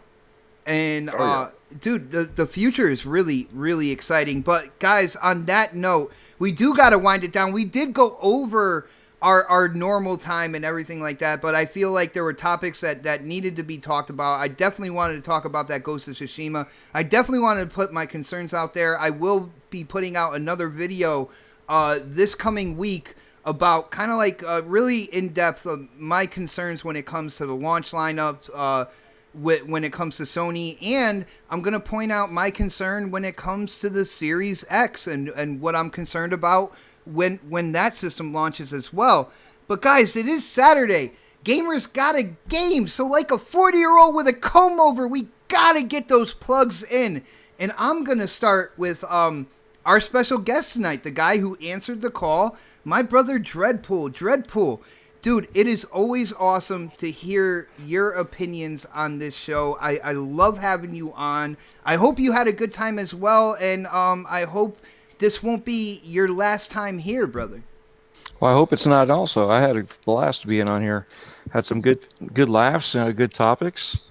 Again, I want to congratulate K-Mega, you know. Oh, thank you. Appreciate it. I do want to see some pictures of that awesome cake that I heard about. The one everybody else ate. Yeah. Didn't get none of it. Yeah. Well, hopefully it tasted good for them. Yeah, they liked it. They ate it all up. So yeah. Well, that's good. So you can find me on Twitter at Dreadpool, and it's the O's are actually zeros, and then from there on it's Dreadpool all caps, YouTube, Mixer, my gamer tag, and Stadia. And I'm still trying to get Twitch straightened out a little bit and figure out what I'm going to do with that. I forgot you invested in Stadia, man. I'm not going to do it, man. I'm not going to go in on you the way I do Mooch every single Friday, bro. You know what? I don't even pay for it. I paid for the initial setup. I got the 3 months free, and right now, because I do the Google, whatever it's called, some sort of rewards thing, and every so often I get a few cents here and there. Usually I get up to like 50 cents. And I'll probably bring home, because of where I work, it is being an advantage for me. I get multiple questionnaires, so I'll bring home like on a daily, anywhere from like $1 to like $3. So $9 a month. You tell me. Nice. Well, me and the family are going to be moving to where you are, and hopefully you can hook me up with a job. And that's a lie. They offered you a job out here. He said he would move out here. Didn't happen. Don't believe him.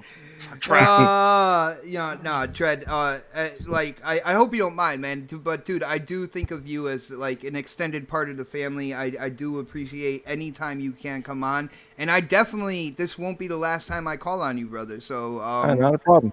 Appreciate that. Beautiful. And we have to go to quite honestly, like one of the most opinionated gamers I know, my brother Crispy. Crispy, you are on absolute fire tonight, man. I hope you can cool down after the show, but you got to let people know where they can go to talk games with you, and that Mixer thing that you started, and I don't know what's going on with that. Let me know about that as well, bro. Well, I gotta say, K-Meg, congratulations, man. Even though you threw it in the back door real quick, you're like, oh yeah, I got married real quick. What does Crispy have with back doors, man? Like, because this is the second. I don't know. Well, he just like, hey, yeah, I know. I got married. Okay, I didn't even know. So congratulations, dude. I'm sure you made the right decision. I'm sure your balls are in her hand now. It's okay. All right. I gotta agree with Fred on that. No, they're where they're dude, placed. That's how the relationship started between her and him, man. Oh my goodness, just messy. And I keep saying, Dreadpool, you are part of the family, dude. Love you, man. Like I've done many podcasts with you. You are always the same person. Love you, bro. Dreadpool, you were a saint if you put up with many podcasts with Crispy.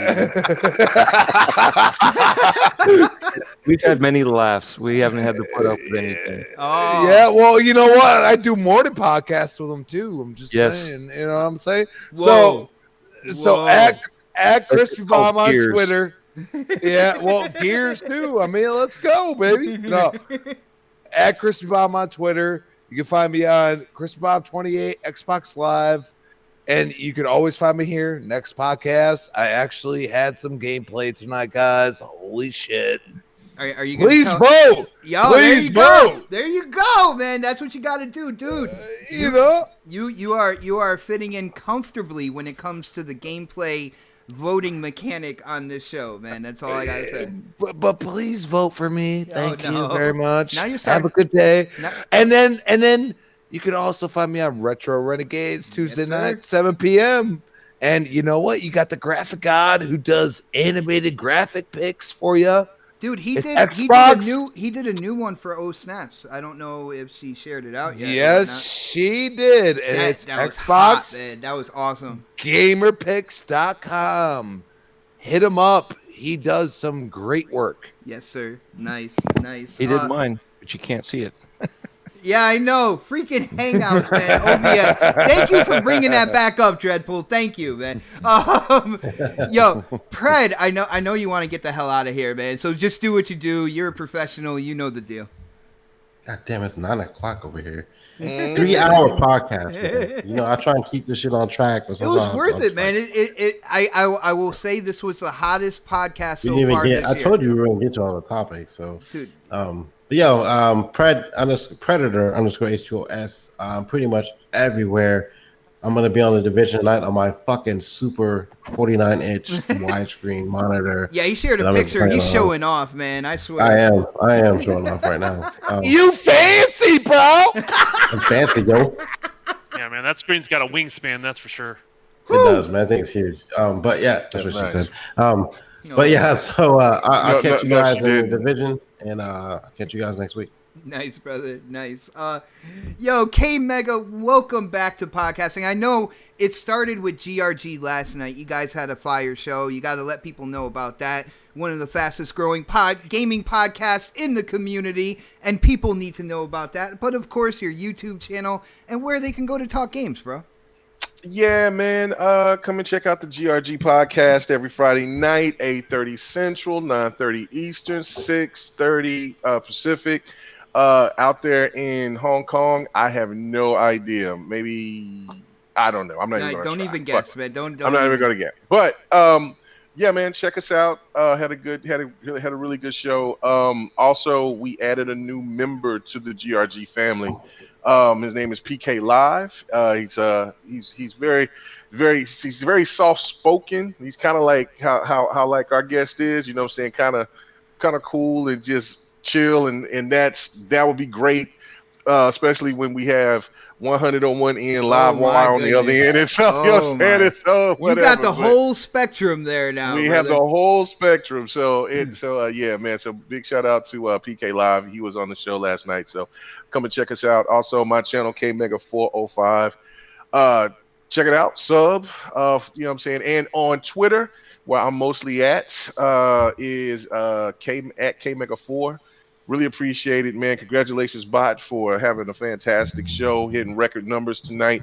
Just shows the hard work, your dedication that you've been doing is really paying off. And man, you've just been doing it the right way. And even though some people will slander and disrespect your name, the fact that the numbers don't lie. So, yeah, I'm saying, congrats, brother. Congrats. Thank you so much for that, man. And huge shout out, yo, guys. Like, when it comes to this show, I said it from the very beginning. This show, no matter what type of graphics or anything like that's on the screen, the show would be nothing without an awesome panel of podcasters, and that's exactly what we got here. And it's good to see that, you know, people recognize that and they come to see all of us and hear what we think about video games, man. It's absolutely insane, dude. And big shout out to the to our guests, man. I mean, it was great. It's great over here talking to you, man. Thank you guys for the congratulations and all that. And man, like, you know what I'm saying? Yeah, he's gonna get off here and get drunk, man. That's what he's gonna do now. Actually, I'm supposed to be on a community game night that we were setting up with Noof Nukem. Yeah. Oh, okay. Brother, you already did your sign off, man. You can go whenever you want to, bro. Man, I don't want to leave Noof hanging, man. No, well, you know, I said I'd be here first. I already notified him ahead of time that as soon as we're done here. Damn, I gotta end this quick, yo. My brother Noof, my Canadian brother over there, yo. Yo, Don, thank you for stopping in, man. Especially, you know, when we were talking about, you know, RDNA2, giving a little kind of like clarification, a little of your knowledge when it comes down to, you know, video game console hardware and where we're going. I thought that was awesome. You know, you are also a part of the family. You've been here from the beginning, even though you were trying to be a special guest every once in a while. Let people know about your mixer. Let people know if you have any plans throughout the week and where they can go to talk games, bro. Oh, and also his new recipe with potato salad. Oh yeah, but you can only catch that live on Mixer. Oh! But no, I mostly just came in just because it was going too short on a new pred. We have to keep them up late, so that's So mostly you the come reason in why to I make showed the up. show longer. I got you, bro. I No, got it's you. been that way for about a year now. I don't know if you guys noticed. When I start leaving, when he jumps in, you'll know why. Oh shit! He's just gonna tag me in. He's like, "You're in. I'm out." Dude, But that's a good idea. I might think about getting something like that into circulation. Maybe that's a great idea. But anyways, I'm going to be streaming on Did you anyways Mixer. me, bro? Yeah. But I'm going to be streaming on Mixer after the podcast. Give me about 5 minutes or so. I'll be doing something. I'm sure K Mega will join me. Maybe we'll do Sea of Thieves. Maybe we don't. I don't want to speak totally for K Mega, but we're going to be doing something. We're going to be playing games together. So Yeah, we'll be doing something. Oh yeah, and also check out my Mixer channel as well. Or is it stream? I don't know how you say that. How the kids say it now? Hey, Mixer streaming! Yay! K Mega 45 coming. it's just Somebody Mixer cheer me out. / whatever your channel name is. For example, mine's Just see Mixer / yeah. the Don _KTR. So I don't know what K Mega's is. I think it's too much. Yeah. K-Meg's just trying to steal your thunder. That's all he's trying to do. Whatever. Yeah. He got married. He can steal all the thunder he wants, man. He's good. Dread. man. Now we're getting into the ridiculousness now of the show. All right. All right, man. It's past Bread's bedtime, man. Close this up. Yeah, no doubt. I want to give another huge shout out to Sir X-Man who hit up that super chat again. This came out when you were seeing my gameplay, which had Castlevania Lords of Shadow 2. The lady was smoking, and he was like, "Yo, that game had smoking." No one said nothing. Yo, shout out to you, brother. You had Sonic on there too. You fucking Dude, Sonic I play good games. That's all I can say, bro.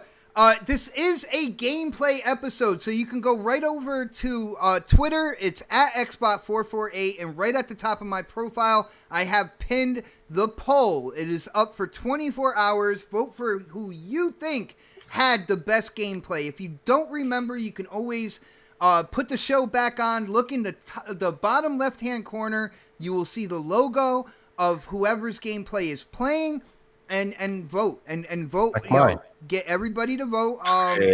We we all know Xbot had the best gameplay this week, but we'll see what happens. Thank you guys again. Record-setting night when it comes to next podcast. Huge shout out to everybody who came to hang out with us tonight. Thank you guys so much for the support. If you haven't done it yet, definitely subscribe to this channel. We are here every Saturday, 7 p.m. Eastern, talking the gaming news topics. There is a new show that is coming onto this channel as well, and it's basically for people who want to talk about just Xbox. No PlayStation, no Switch, no PC, no mobile gaming. It's all about Xbox, Xbox's past, present, and future. That'll be debuting this month on this channel as well. Thank you guys so much. But I'm going to end the show the way I do every week. We will see you next Saturday for the next podcast. Have a great weekend, everybody. My old gameplay is still better than bots' new gameplay. Are you talking about when you cheese those tigers at the beginning or lions? You know what I'm saying? No doubt. Yo, we're out, people. No doubt. Yeah, and I saw you doubt. cheese those lions.